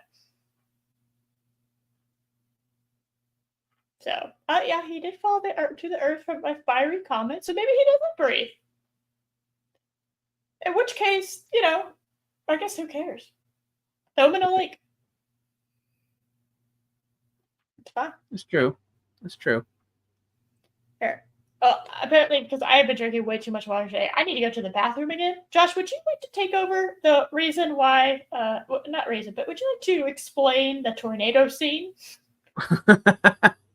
while I go to the bathroom? Okay. So, all right. So they come across a well and head over, and they're like, "Yay! It's a well." So they start drinking water, and then they realize that the discount Mad Max gang has done a whole Admiral Akbar thing, that it's a trap. And Gandalf finds a almost like a shepherd's staff. And he's like, yes, this is what was in my visions, so I'm going to use this staff. And then he summons like a gigantic dust storm. And it starts to swirl around, and it knocks the enemies away. Like, hooray! He has learned to control his magic powers. But, oh no, because it's not an actual magical staff, he's not actually in control of his tornado, and our beloved, quote unquote, Harfoots are starting to get swept away, and they're holding on to the well for dear life. And oh no, not Gandalf doesn't actually know how to stop it. It's going to be bad. It's going to be terrible for them. And and he starts to make his way back towards the Harfoots in order to grab hold of him, in order to save him. And while he's doing that, to show that his staff was weak and flaccid, it starts to disintegrate because of the snowstorm. It was beautiful. And then right before he's able to reach Nori and not Sam, whatever the hell, Poppy, they get whisked away into the storm, and he's like, no. And that, I guess, broke the spell. I don't know exactly. I don't remember exactly what happened. But yeah.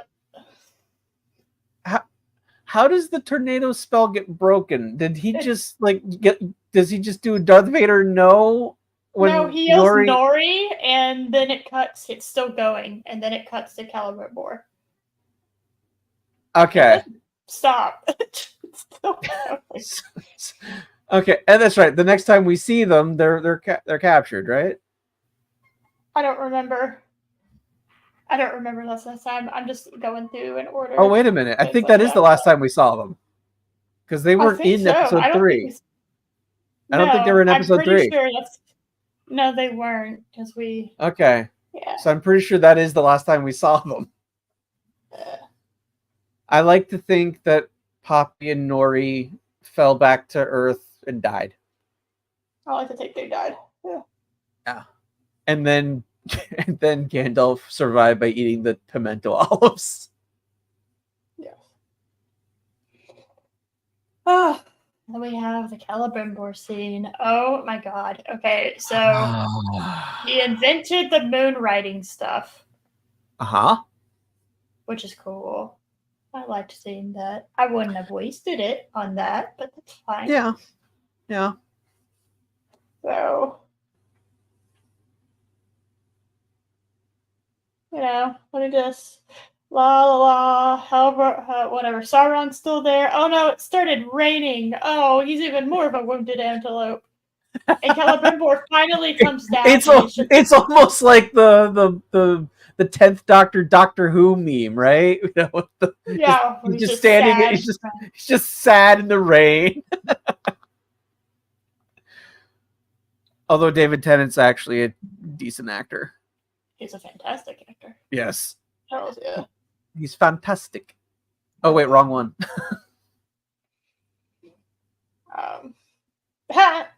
It was good.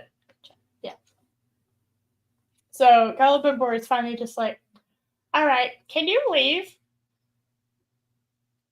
I think it was Mahler who I was listening to one of Mahler's gaming streams that he was doing the other day, and he mentioned that Celebrimbor is so dumb he still gets wet when he's under an umbrella.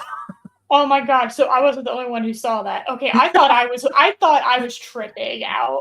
I thought I was just seeing it wrong. I thought because the app on my phone, the audio's been weird. It's been super, like, we're talking the long night dark, okay, where you can't see fucking anything in some of the dark scenes. Yeah. Okay. So I just thought my app was tripping out, and I just wasn't seeing it correctly, and it's just like, so.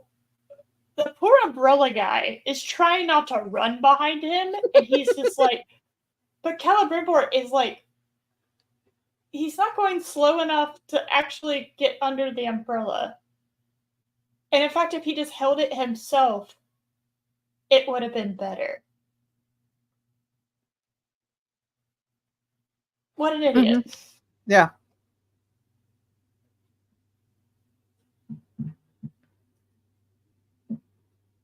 Because he's soaked. Like, I'm looking at him. Yeah. I just thought maybe, you know, oh, it's late. He had some leave-in conditioner or something in his hair, or I don't know. He was doing some elf stuff. It's very late. He came down to his pajamas. No, he's just soaking wet because he can't be underneath an umbrella properly. What an idiot. Okay, I'm glad that we cleared that up. Yeah. And Celebrimbor, I have never. Okay, I'm gonna go and say it.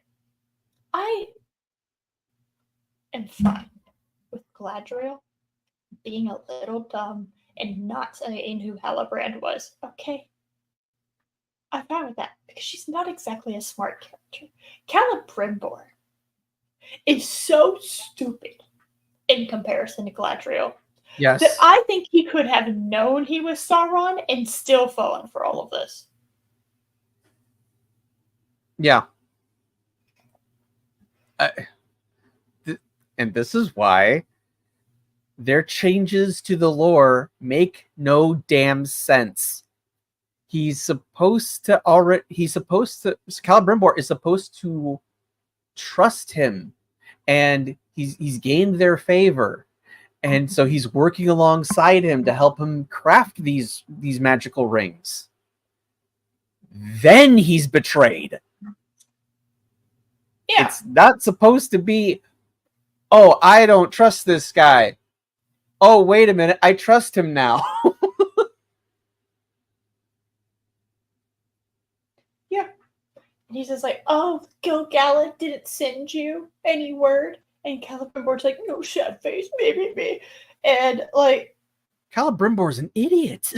I'm just sitting here like, are you fucking stupid?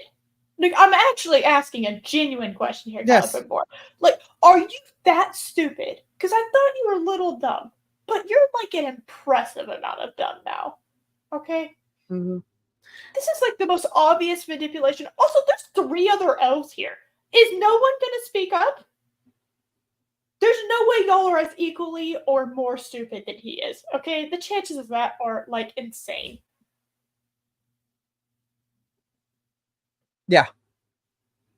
Also, the only way this works is if the fucking elves don't send word via fucking bird, okay?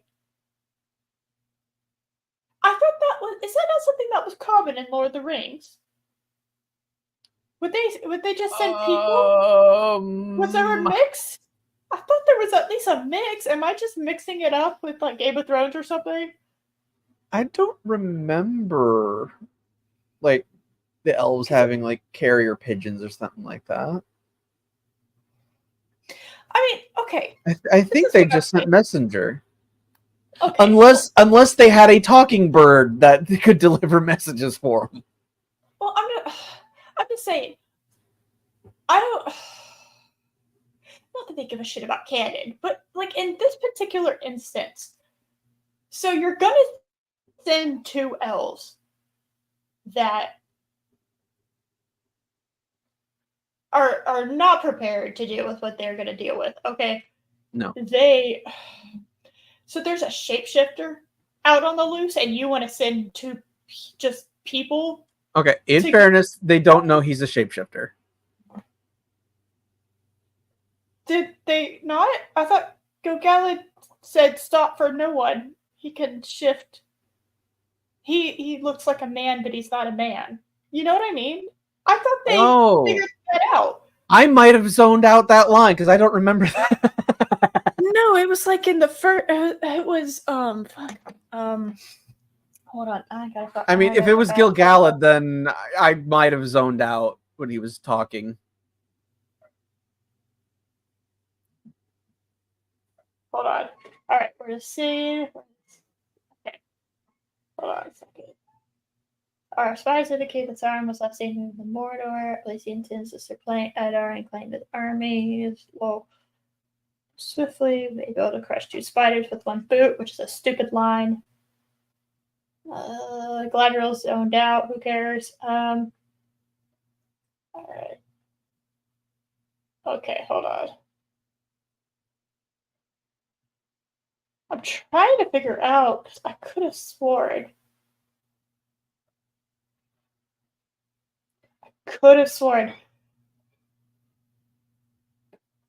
Ugh.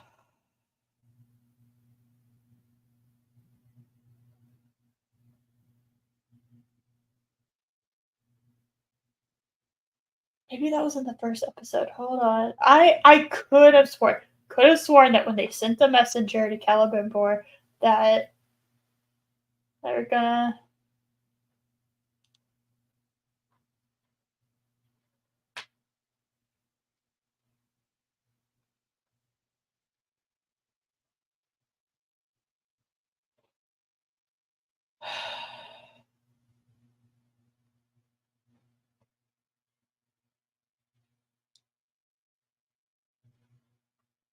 It is to be given. Yes. Okay. So first episode is to be given directly to Celebrimbor. He must be informed that Halbrand is Sauron. Move with haste, and trust no stranger upon your path. Okay. So I just zoned out then because I do not remember him saying that.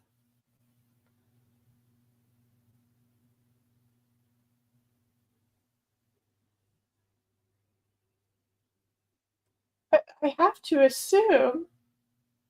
Okay, so yeah, they if those were the lines, then yes, Yeah. they do know he can change form. Well, it's kind of implied that all of a sudden Sauron looks like a dude, right? True. He's obviously not a dude. He's not just a guy. Yeah, he's goo. We saw that. He's Venom, yes. Yeah. Okay. All right, cool. All right. I don't know if they know for sure he's a shapeshifter, but they know it's close enough that they don't trust it. And it's like any stranger, like, don't trust any stranger. Now, they were ambushed, which, I mean, it's not like elves have good hearing or anything. Or incredibly keen eyesight. No. No, it's not like they can see halfway across the world with their eyesight. They allow it, so yeah, that's fine. Yeah. It's fine. Don't worry about it. Oh, Gilgalad said he can make you see whatever he wants once he has you under your control. Okay. So they don't know he's a shapeshifter, but they basically don't trust your eyes with that. Okay. So I wasn't sure. For all intents and purposes, a shapeshifter. So basically we were both right in a weird way.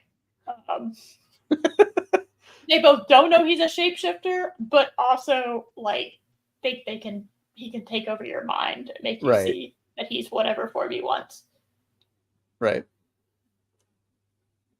Because So, I do remember Galadriel saying he was in he was in a fair form, and I was like, is he? I mean, it's like, okay, I guess. Like, Yeah, I don't know, because like, like he's fair. yeah, Becky also went like, eh. Yeah, Becca gets it. Just kind of like, Eh. there's a strong word there. It's doing a lot Yeah. of heavy lifting, you know? Yeah. Like, all right, Gladriel, we know what Yeah. your type is, but like, Yeah. I don't think I would call him Fair if you kind of squint real hard. that. Yes. And I am out of water. I will be right back. It's all right. I'm almost out of water. So we'll take turns. I should have got more water while ago, but I did not. Okay, I'll be right back. Okay. All right. We shall continue. So Celebrimbor continues to be an utter idiot. Just complete. He's kind of like a net negative, I think, to Middle Earth in general. He invites Halbrand in because Halbrand will not tell him anything until he invites him inside, which is just rude. And Celebrimbor finds out that, oh, hey, the elves are fine. And yeah, that's great news. And oh, Celebrimbor's so happy. He's like crying because, he made something that mattered. And I'm just like, I feel like you made other things that mattered, or else you wouldn't have your standing, but that's fine. I feel like this couldn't possibly be the first project you made of something that mattered. And be in the position you're in. But whatever, I guess. And blah, he's being dramatic. And after so many centuries, I'm able to make something that matters, blah, blah, blah. Oh my goodness, Celebrimbor. He's like, oh, I have wine from the First Age. And I'm sitting here just like, did they have time to make wine in the First Age? Like, as far as, like, I was like, I don't know 100%. But as far as I was concerned, the First Age consisted of their tree going out. They had to leave Valinor. They had to kick Morgoth's ass. And then the Second Age came after Morgoth was defeated. So I have to wonder, were there people making wine when Morgoth was happening? Or Apparently. Okay. So you were also Apparently. All right. It's I like- heard First Age wine, and I was like, did you have time to make it? Who was making wine in the First Age? Unless it was from Valinor. Okay, so I'm not crazy. All right. Yeah. I did catch that. I thought that was weird. I was just like, It was. Why? I guess y'all don't know what happened. I barely know what happened in the First Age. But also, y'all talked about that at the beginning of episode 1 of season 1, what happened in the First Age. Mm-hmm. Yep. So, like, did y'all forget that there wasn't time while kicking Morgoth and Balrogs and dragons and fucking all other giant, horrible monster creatures his ass that they didn't have time to make wine? And losing your source of light because Morgoth corrupted the trees. And yeah. Like an asshole? Anyway. So. I mean, in fairness, if the trees were all glowing, I'd find that kind of annoying too. I mean, I would like a dimmer on it at least. Yeah. You know what? I mean? Okay. You know what? That's fair. Like, give me a dimmer. It doesn't have to go all the way out. It could be a nightlight, okay? But, like, I don't need the sun right next to my bedroom window 24/7. Okay? Yeah. Like, That's one hell of a nightlight. so. But he's like, and at first Halbrand is like, hey, I need you to make rings for men. And Celebrimbor is like, ugh, gross. No. Ew. No, but they're so corruptible. Why would you want me to make rings that are for the very corruptible species? Oh, no reason. Unlike elves, who definitely didn't turn into orcs. Right.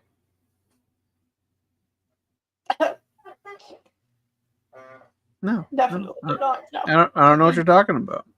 Nope. Nothing to It's see not here. happening. Elves are incorruptible, Yes. obviously.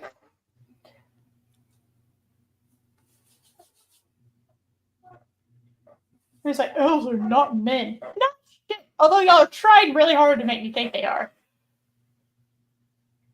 As far as I'm concerned, I'm team dwarf right now. Like, kind of don't care what happens to the rest of you. I just want the dwarves to be okay. And I know they're not going to be. And that hurts a little bit. I kind of want to protect them. You know? Mm-hmm. Men are covetous. Yeah.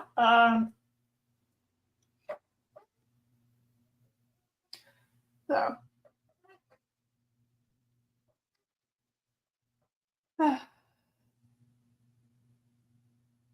And then Halbrand Sauron realizes, okay, I have to give up the Halbrand name since he's not gonna fucking give me 9 rings for men. I'm gonna have to start with the dwarves. Just not how it went in Silmarillion, but whatever at this point.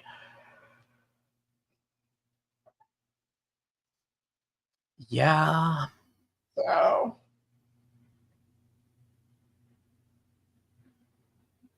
then Sauron goes Super Saiyan. Blah blah blah blah blah blah blah blah blah. He literally turns on God mode. Yeah, he literally turns on God mode. Like, I'm not even kidding. This thing goes on for almost 10 minutes. Mm-hmm. He's just like, oh, look, I look like Elfman now. And I'm still just going, man, you are just not... Like, I think Lucifer would be insulted that you're supposed to be a representation of him. You know? Like, you're just not pretty enough. You're just not. I'll tell you. And I've seen some smooth-brained people on Twitter saying that, well, this is actually incredibly lore accurate because he was in elf form when he was at Linden with Celebrimbor. Yeah, except this is the second time he's been here, and he wasn't a man before. And That's the issue. Yes. And it makes Celebrimbor look like an idiot for not seeing through it because he literally sees him. He knows he betrayed him. Literally, Halbrand has basically told and showed his whole ass hand to Celebrimbor. And Celebrimbor's like, okay, this is fine. And it's just like, oh, okay. You were an elf, though. Okay. You were a god the whole time pretending to be a man. That's fine. Yeah. It's like, okay. All is so forgiven. Stupid. You are so stupid. I don't even know what to do with you. Lord of Kissy totally fucking just eats it up. And I'm just like, blah, blah, blah, blah, blah, blah, blah, blah. Oh, and then we get to the scene. Oh, here, I'm going to go get some water and you can talk about the scene that you wanted to talk about before. Elrond being in charge of Galadriel. Because I'm just so done with Celebrimbor that I just can't talk about how utterly stupid he is anymore. I just can't do it. I'm so well, hold on, because I have things I need to say about Celebrimbor here. Okay. Never mind. I will wait for a moment, please. No, you can go get you can go get your water. Okay. All right. Yeah. Say your things about Celebrimbor, and then we will move on to the Elrond scene. Okay. So I've said it before, but Celebrimbor being shown to not understand that he is being manipulated right now makes him look like a complete idiot, as opposed to meeting this someone, bonding over like a common interest in making in crafting these magical rings and what they can do for his people, and being manipulated that way, in like which is how Tolkien wrote it.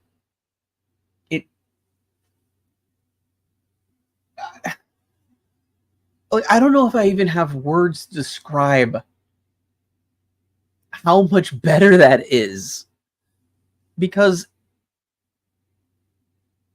there is just a massive difference between being manipulated by someone who is playing 4D chess when you didn't even know you were in a game, compared to someone going, I don't know what you're talking about, wink wink, and falling for it. I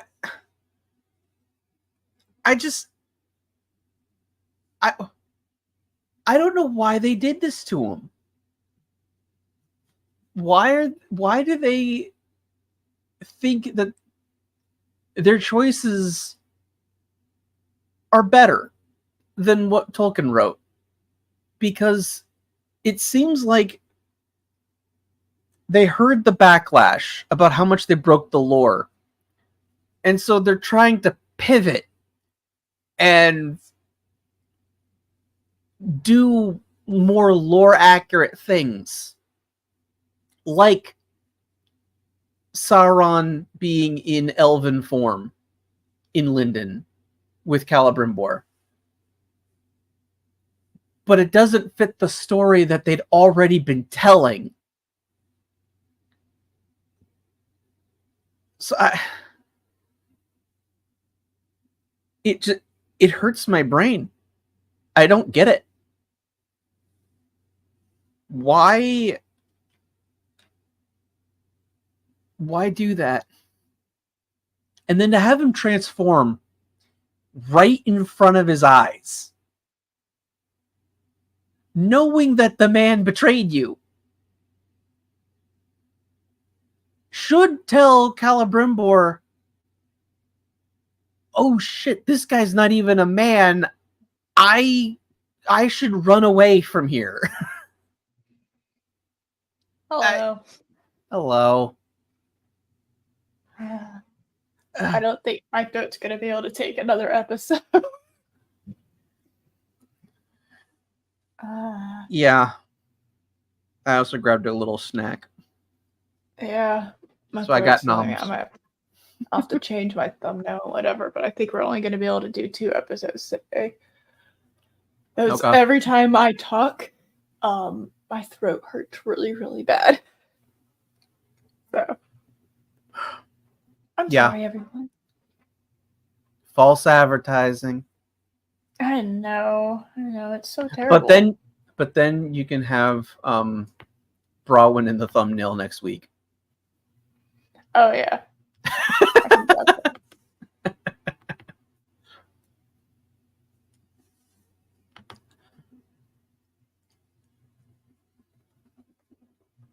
Ugh. So yeah.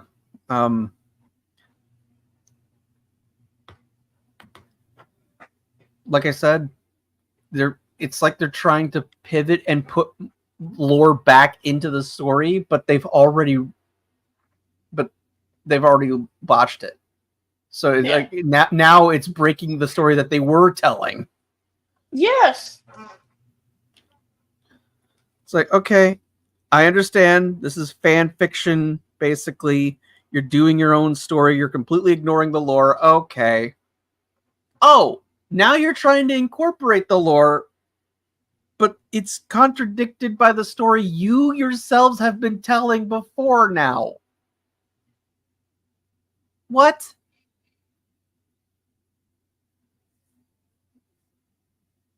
Yeah, I don't know. It's like they realized, oh, hey, we need the hey, we need I guess we fucked up having him be a guy. Shouldn't have had him be a guy. Let's make him an elf. And like I said, I've seen smooth-brained people on Twitter saying how, they've returned to the lore. Things are way more accurate now. But, all right. I'm sorry your IQ is room temperature. Right? Like, no. Just by now trying to force the lore back into the story, you're breaking your story. So now everything's just incomprehensible.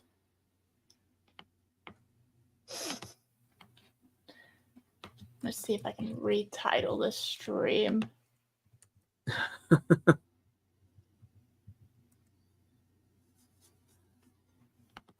See, I read it as Celebrimbor. I don't read it as Celebrimbor.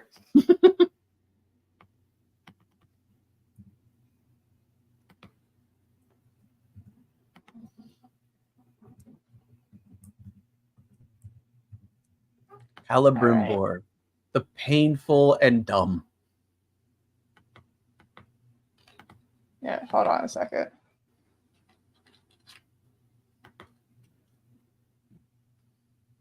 There we go. All right. Yes.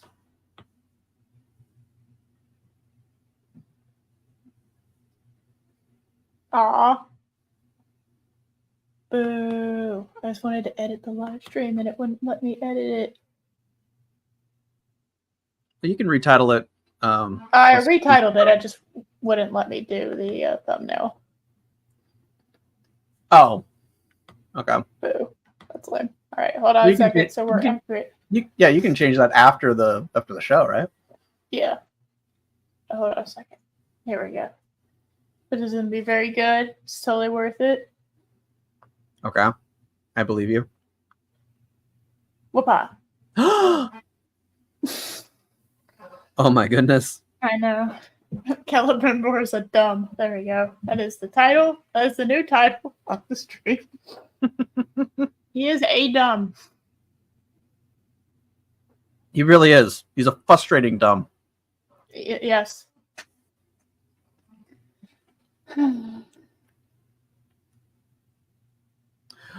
Was this their plan to? Is this why they released 3 episodes so that streamers couldn't do all 3 at once? It doesn't matter. We still covered 2 of them. True. And we'll just get caught up next week. Yes. So we'll just do 3 and 4 next week. Joy. God help me if they release 3 more next week. I'm just gonna die.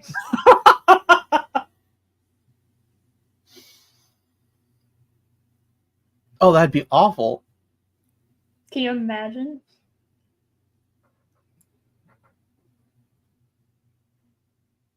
Okay, so after Celebrimbor's come to Sauron moment.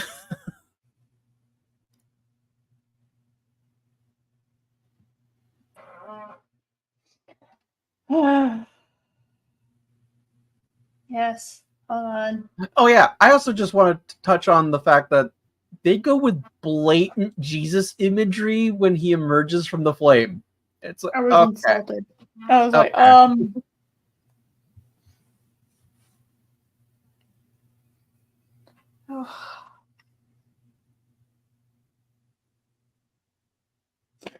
He was so dumb. he was just like, "Oh, you're a god, actually." It's like, yeah. So why did he show up to your doorstep as like an injured king from the Southlands? That betrayed you, and you know that happened. Yes.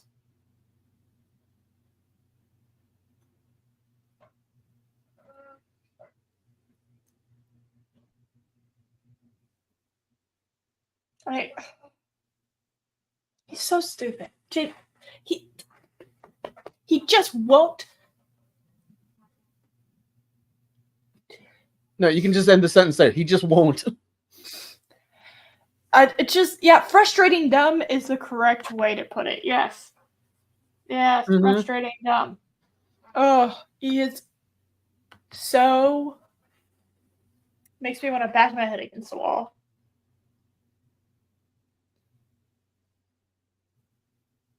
I don't Mhm. I don't understand.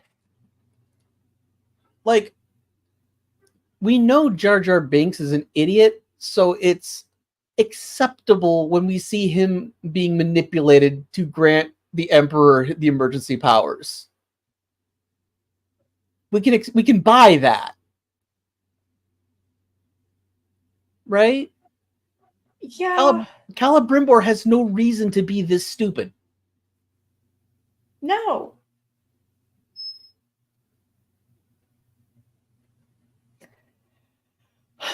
He's supposed to be a genius artist, if I know, Mhm. or understand. A master craftsman. Yeah.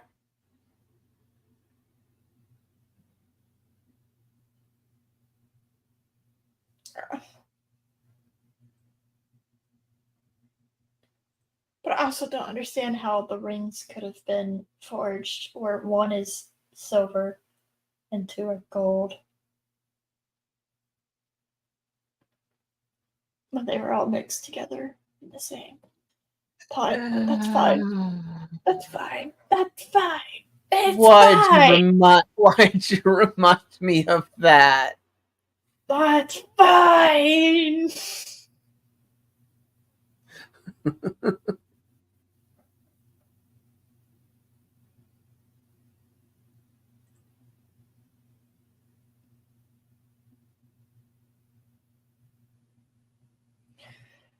All right. Celebrimbor is an incredible stupid. It makes me mad to see the Jesus imagery.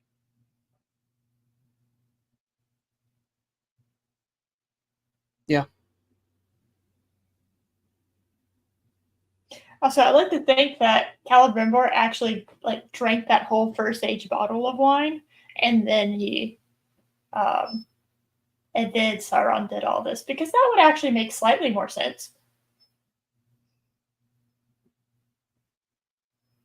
It would. But like the wine had botulism in it, and like he's just suffering from a suffering from a really deadly disease, and so that's why he's like, tripping out right now. I like this idea. Yeah. Right? Yeah. Like the wine wasn't stored properly, so It wasn't turned. sealed because Yeah. it was the first age, and he still Yeah. drank it all. Like he's still Yeah. stupid, but he's not to this level of stupid.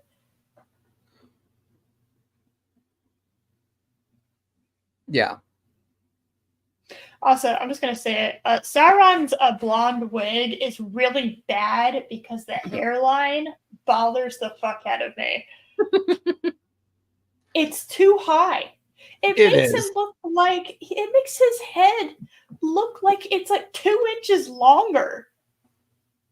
Yeah. Right? Like, oh yeah, his wig is terrible.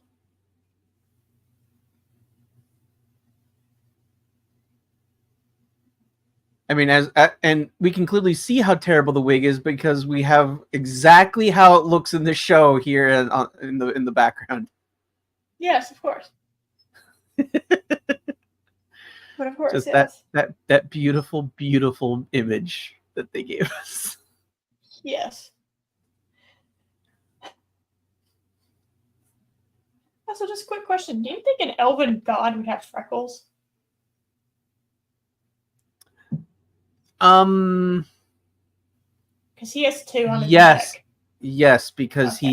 he is in his fair form. Yes. Right, of course. Yes.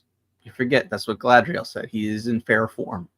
Yeah, well, I'm sorry, Galadriel, just because you find him hot doesn't mean the rest of us are. So we're looking for a hot man. Is that what you're saying, Galadriel? Yeah. Because no one else sees him as a hot man. Anyway, Just we have to some get away from very, this Celebrimbor very, scene. very, very thirsty people. Yeah. Yes. Well, she only has a husband that we've never seen. Yeah. Or would Yeah. have You know, any the Lord of indication that Lothlorien. But yeah. Yeah. This is Celeborn, the no Lord of fucking Lothlorien. idea. Yeah, she spends more time with Gil-galad. Just kind of saying. Just saying. I don't know. It'd be felt kind of weird. Yeah.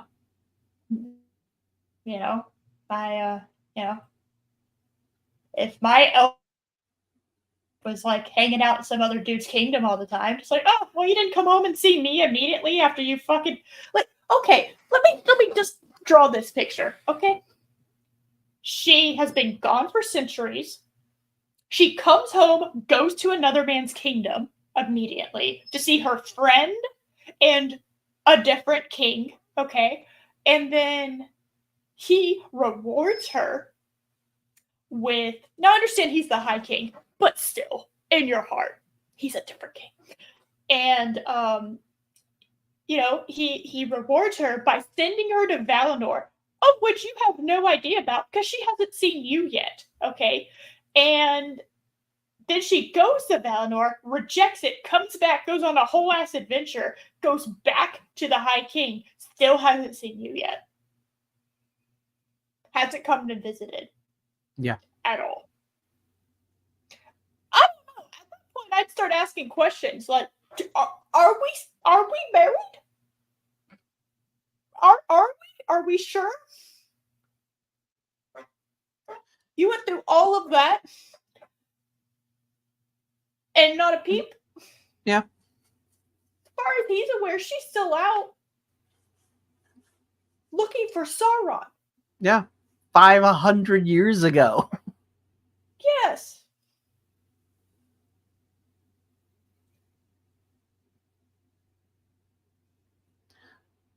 And I get it. Time would be perceived differently to immortals, but still. 500 years is 500 years. You Yeah. know? Now, it might not have as much meaning to an immortal, right? Yeah. But it's still 500 years. And then all this other shit happened. She was going to go to Valinor and not fucking tell her husband. I want you to think about that for a second. Yeah. What the shit? You'd think Gil-galad would mention that, send him a message to Celeborn. Yeah, they fucked up in episode 7 telling us that she was married. Because there is nothing that has given me an indication that she's married other than her just verbally telling me that. As a married woman, I'm just fucking saying, Galadriel don't act like a married woman. No. She doesn't seem to give a shit about him at all, and I thought she at least cared. Kind of gave that vibe in Lord of the Rings, just saying. Are you saying that she might be a hoe? I'm just saying, she ain't loyal. I didn't say she was a hoe. Okay. Don't kink Or shame. at the very least, she doesn't give a fuck about it. No. Which like is at all. Just a hoe with standards. Yeah.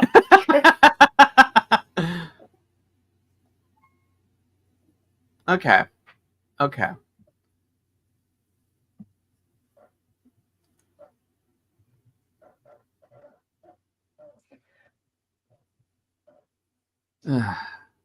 So I completely forget what happens in this scene. Gilgalad is staring at his ring because you're right. I can't. Now that you've pointed out that he doesn't have any other rings on ever since he put that other ring on, I can't unsee that. In every scene where he's in now, I'm very hyper aware of his hands. I am You're hyper welcome. aware. Thank you so much. Yeah.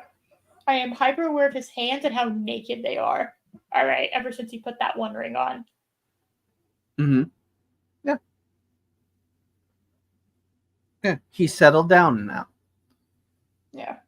So then, Galad's like, hey, Galadriel, you're gonna set out first light with. By the way, it's the middle of the night, so you don't have that long to sleep. Because I'm an asshole and decided to do this at 3 a.m.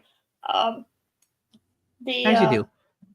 At first light. So after you get 2.5 hours of sleep, you're gonna go with 5 of our bravest elves, which I don't know. I'm kind of insulted if I was number 6.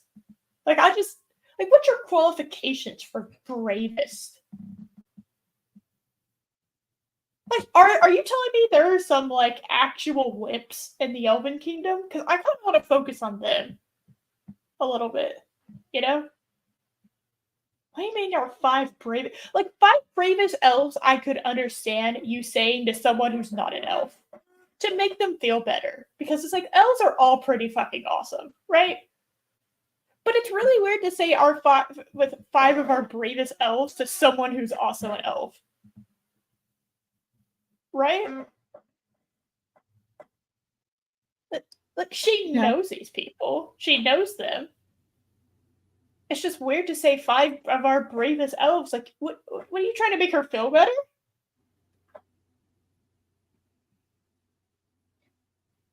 Very strange. And Gladriel's like, holy shit, I actually got something I wanted. And I'm like, Gladriel, this is just returned back to the norm. You got exactly what you wanted. Again. Which is what the whole first season was about for the most part. You got what you wanted. Again. And again. And again. And again. Like the whole world was bending space and time so that you could get what you wanted. Gladriel. Like, thank you so much for reconsidering. Oh, I really need to do this. It's like, yeah, Gilgalad. So we are aware that the reason this mission is happening, like you're aware of this, right? Is to like go and. What is this mission again? Hold on, now I'm confused. What is this mission again? To go to Celebrimbor and face Sauron? Like, how do we know he's there? Like, what are we fucking doing, actually? Because I thought I knew what we were doing, and then I thought about it. And I don't know what we're doing. What's the mission? I think it's to warn him, because the messages haven't gotten through, to warn him about Sauron. But now that he's changed, changed form, I'm wondering if Elrond and Galadriel will not see will be fooled by his disguise. That's the only thing I can think of. I'm trying to figure it out, like, because I thought I knew.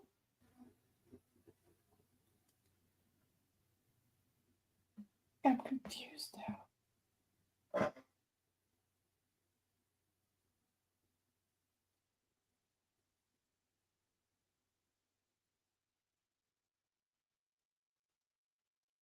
Okay, so I just watched a scene where Celebrimbor says that, hey, Aragon is protected by all these fucking walls and 2 rivers. Sauron's not gonna fucking get in. Literally rides in on his horse to the front door. Like, I can't stress that enough. He literally walks through the front door.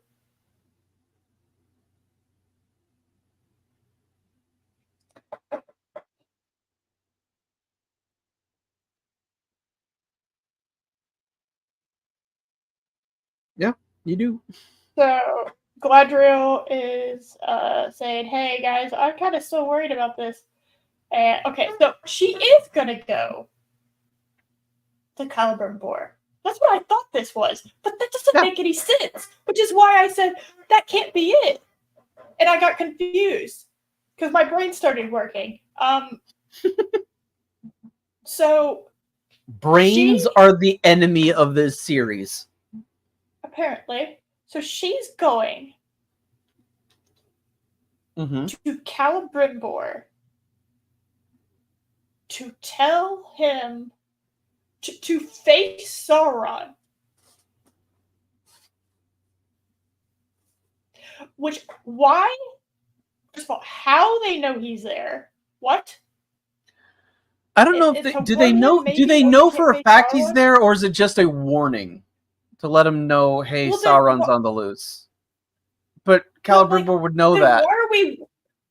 But why would we worry about her being affected by Sauron if they? Because like, if they didn't know Sauron was there, then it's just, oh, we're going to go warn Celebrimbor, right? But Celebrimbor would already know. Well, that Halbrand is Sauron, maybe. But then, like, why do we care that she's already been manipulated by Sauron? What are we doing? Yeah, why are they sending her? Because they know that once he's infected your mind, it's easier for him to get back in. So why are they sending Galadriel at all?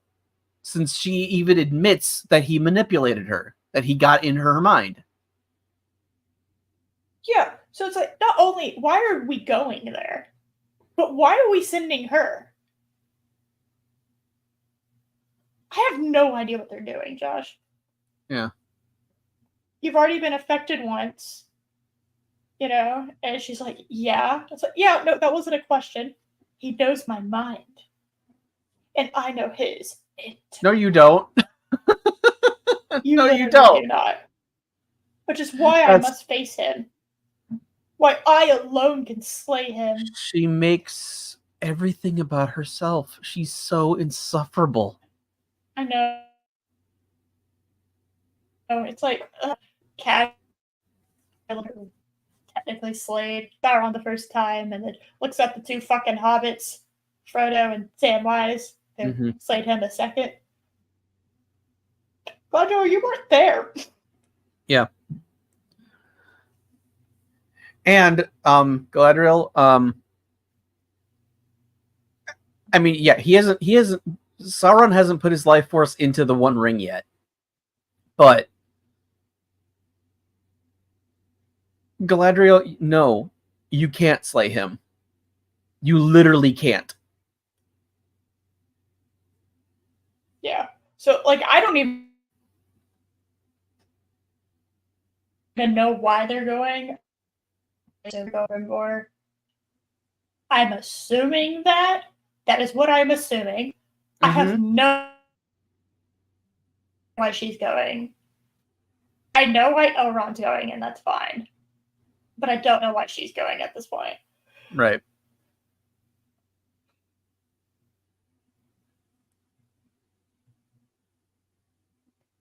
And Elrond's there, and she's all happy because, oh, look, Elrond, I'm so grateful you decided to join my company.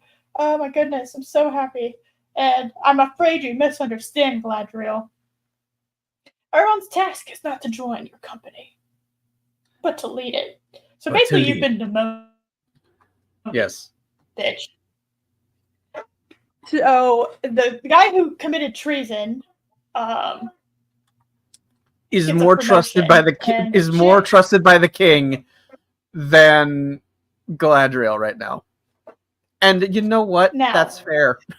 To be fair, considering we couldn't even trust her to go to Valinor, She screwed up going to heaven. she literally screwed up going to heaven.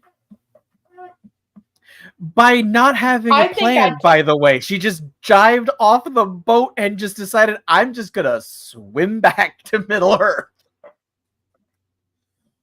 Like, That was unironically she one would, of the funniest things I've ever seen. yes, but she rejected going to heaven Yes. for this. Okay, I'm not trusting her ever again. I would trust Elrond over Galadriel. I would Yeah. in a heartbeat. Okay. I will trust the traitor over the screw up. That's Yeah. where we are.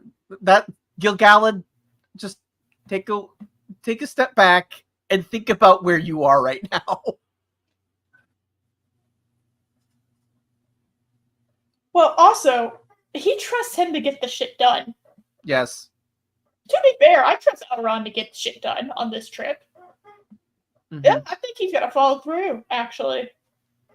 So, Oh, there was also a line. We skipped it, I think. I don't remember what scene it was. It doesn't matter. They all kind of blend together. But there was a line where Elrond says, "You view me as a politician." He was a warrior by this point. no. Well, in season 1, Galadriel said something like that. Oh, you've really become quite the politician, or whatever. And I'm sitting here I just know, like, but he's he does look a like warrior. he belongs in. Yeah, to be fair, Galadriel, he does look like he belongs in the Roman Senate. Okay, like if you put True. some fucking white toga robes on him, he would fit right in with the Senate in ancient Rome. 1000%. I am sold on that. Okay, so I understand your confusion. This man, this little twink, is supposed to be a ferocious warrior. Yes. I'm not even convinced he could lift up a sword. Okay. Yeah. Let alone a shield while wearing armor. This is the man that had the wherewithal to grab Isildur and take him to Mount Doom to destroy the ring once and for all.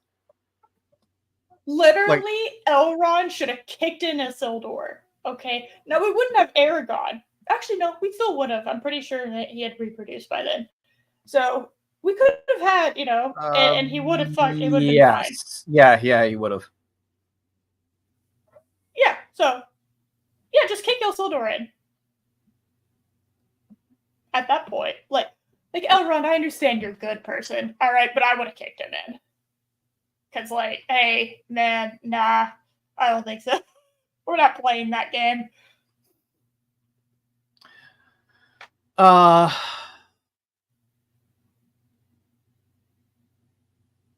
think it's supposed to be he was so disheartened by his decision.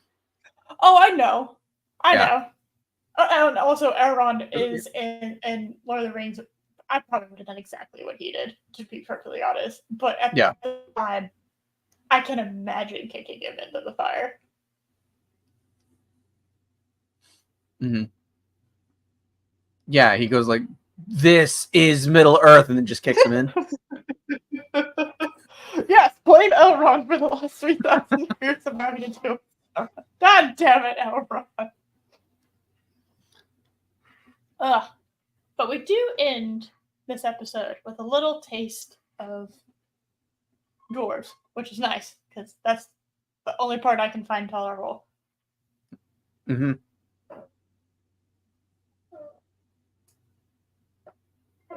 So Elrond sends, or not Elrond, Celebrimbor sends sends an invitation to go, hey, you want some rings? Some rings. We know how to make the magic rings that could save your world, even though I don't even know why we would know that you are having problems. Yep.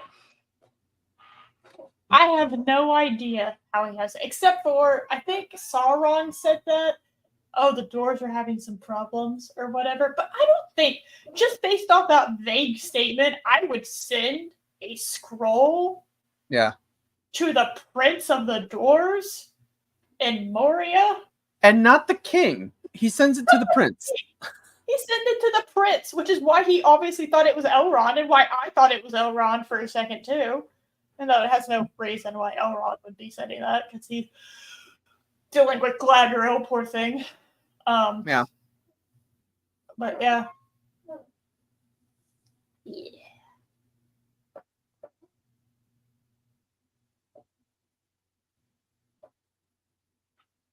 So that's it for the first 2 episodes.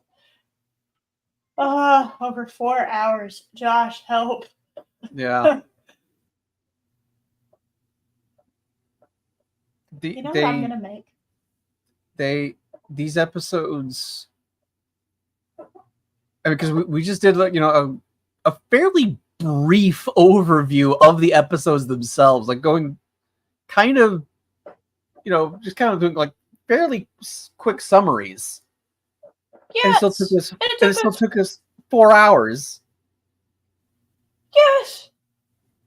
I was like, could I do another one? No, my throat can't do another one. No. Holy shit, I can't do another one. No. I'm hungry. I'm I am make going some to mac and cheese. Ugh. I am going to put in a video game and punch someone in the face. I have Stargate. We have the last 3 episodes of Stargate Universe to polish off. Okay. That I'm gonna watch with Loki and play Diablo 2 at some point.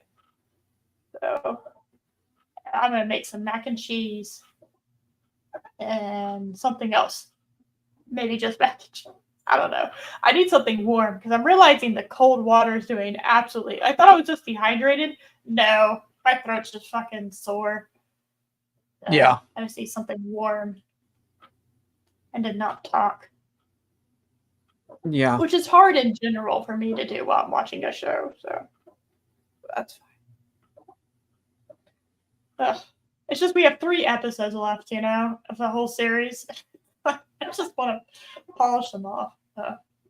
Yeah. And they're actually watchable. Shocking. Wow. I know. Been a while. I know. Ugh. Hopefully right, it's we'll as try. good. Yeah, hopefully it's as good as the final episodes of Game of Thrones. Ugh, that's rude. Also, I just want to say this, okay? Because on Grubhub, in order to get like their Grubhub whatever plus or whatever their Dash Pass equivalent is, Right. you if you show that you have Amazon Prime, you can get it for free. So Amazon Prime has taken full advantage of that, and Grubhub keeps telling me I need onion rings while watching the Rings of Power. I keep getting fucking emails and shit about it. That's funny. Do you know what you need? You need onion rings. And I'm like, no, I actually don't. Now, I do want some now that you've mentioned it, but I feel out of obligation I can't get onion rings. Thanks, guys.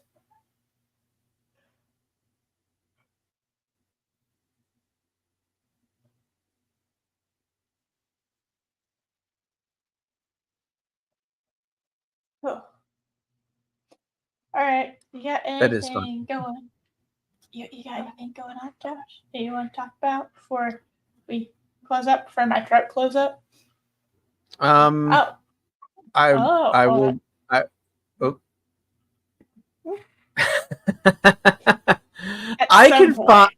I can find something. Don't worry. I can find more weird ass commercials. That's not a problem. After Rings of Power, we'll do another sponsor segment. Yeah. Yeah. Totally real sponsors. 1000%. Yes. But the only thing I got going on is next Friday I'll be on with Loki, Dave, Bob, and Arwen to discuss Rings of Power.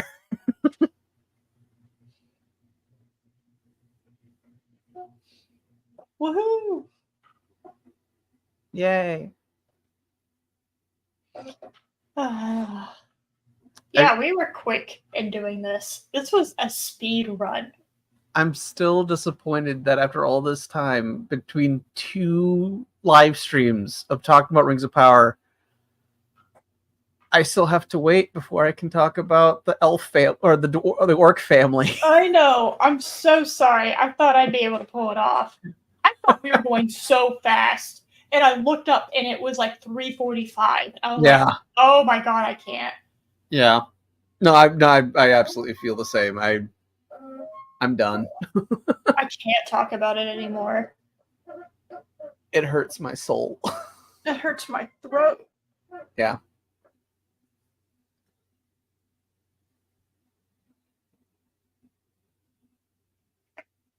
All right, well, I ain't got nothing going on. I'm just gonna chill and rest my throat. You do that. That sounds like a good plan. Yes. All right. Thank you all for coming. I appreciate it. And we will see y'all next week to discuss episodes 3 and 4. And God help me if they release another 3. If they release another 3. God, I hope not. I'm just going to die, Josh. That's all I'm going to do. Oh, Chris, you're right. So you mean it's time? It is time to eat. It's time. I'm gonna make some mac and cheese. I'm gonna make mac and cheese. That's what I'm gonna do. All right. It's delaying me. Stop it. Stop. I clicked off. Go away. No, they're releasing them weekly after this. All right, that's fine. Okay. I can do that then. All right. All right. Bye, everyone. Bye. Hold on.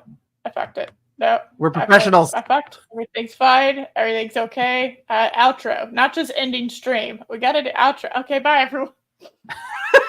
God damn it. Stupid thing. I have Celebrimbor brain. All right. We're bye. Oh, no. No.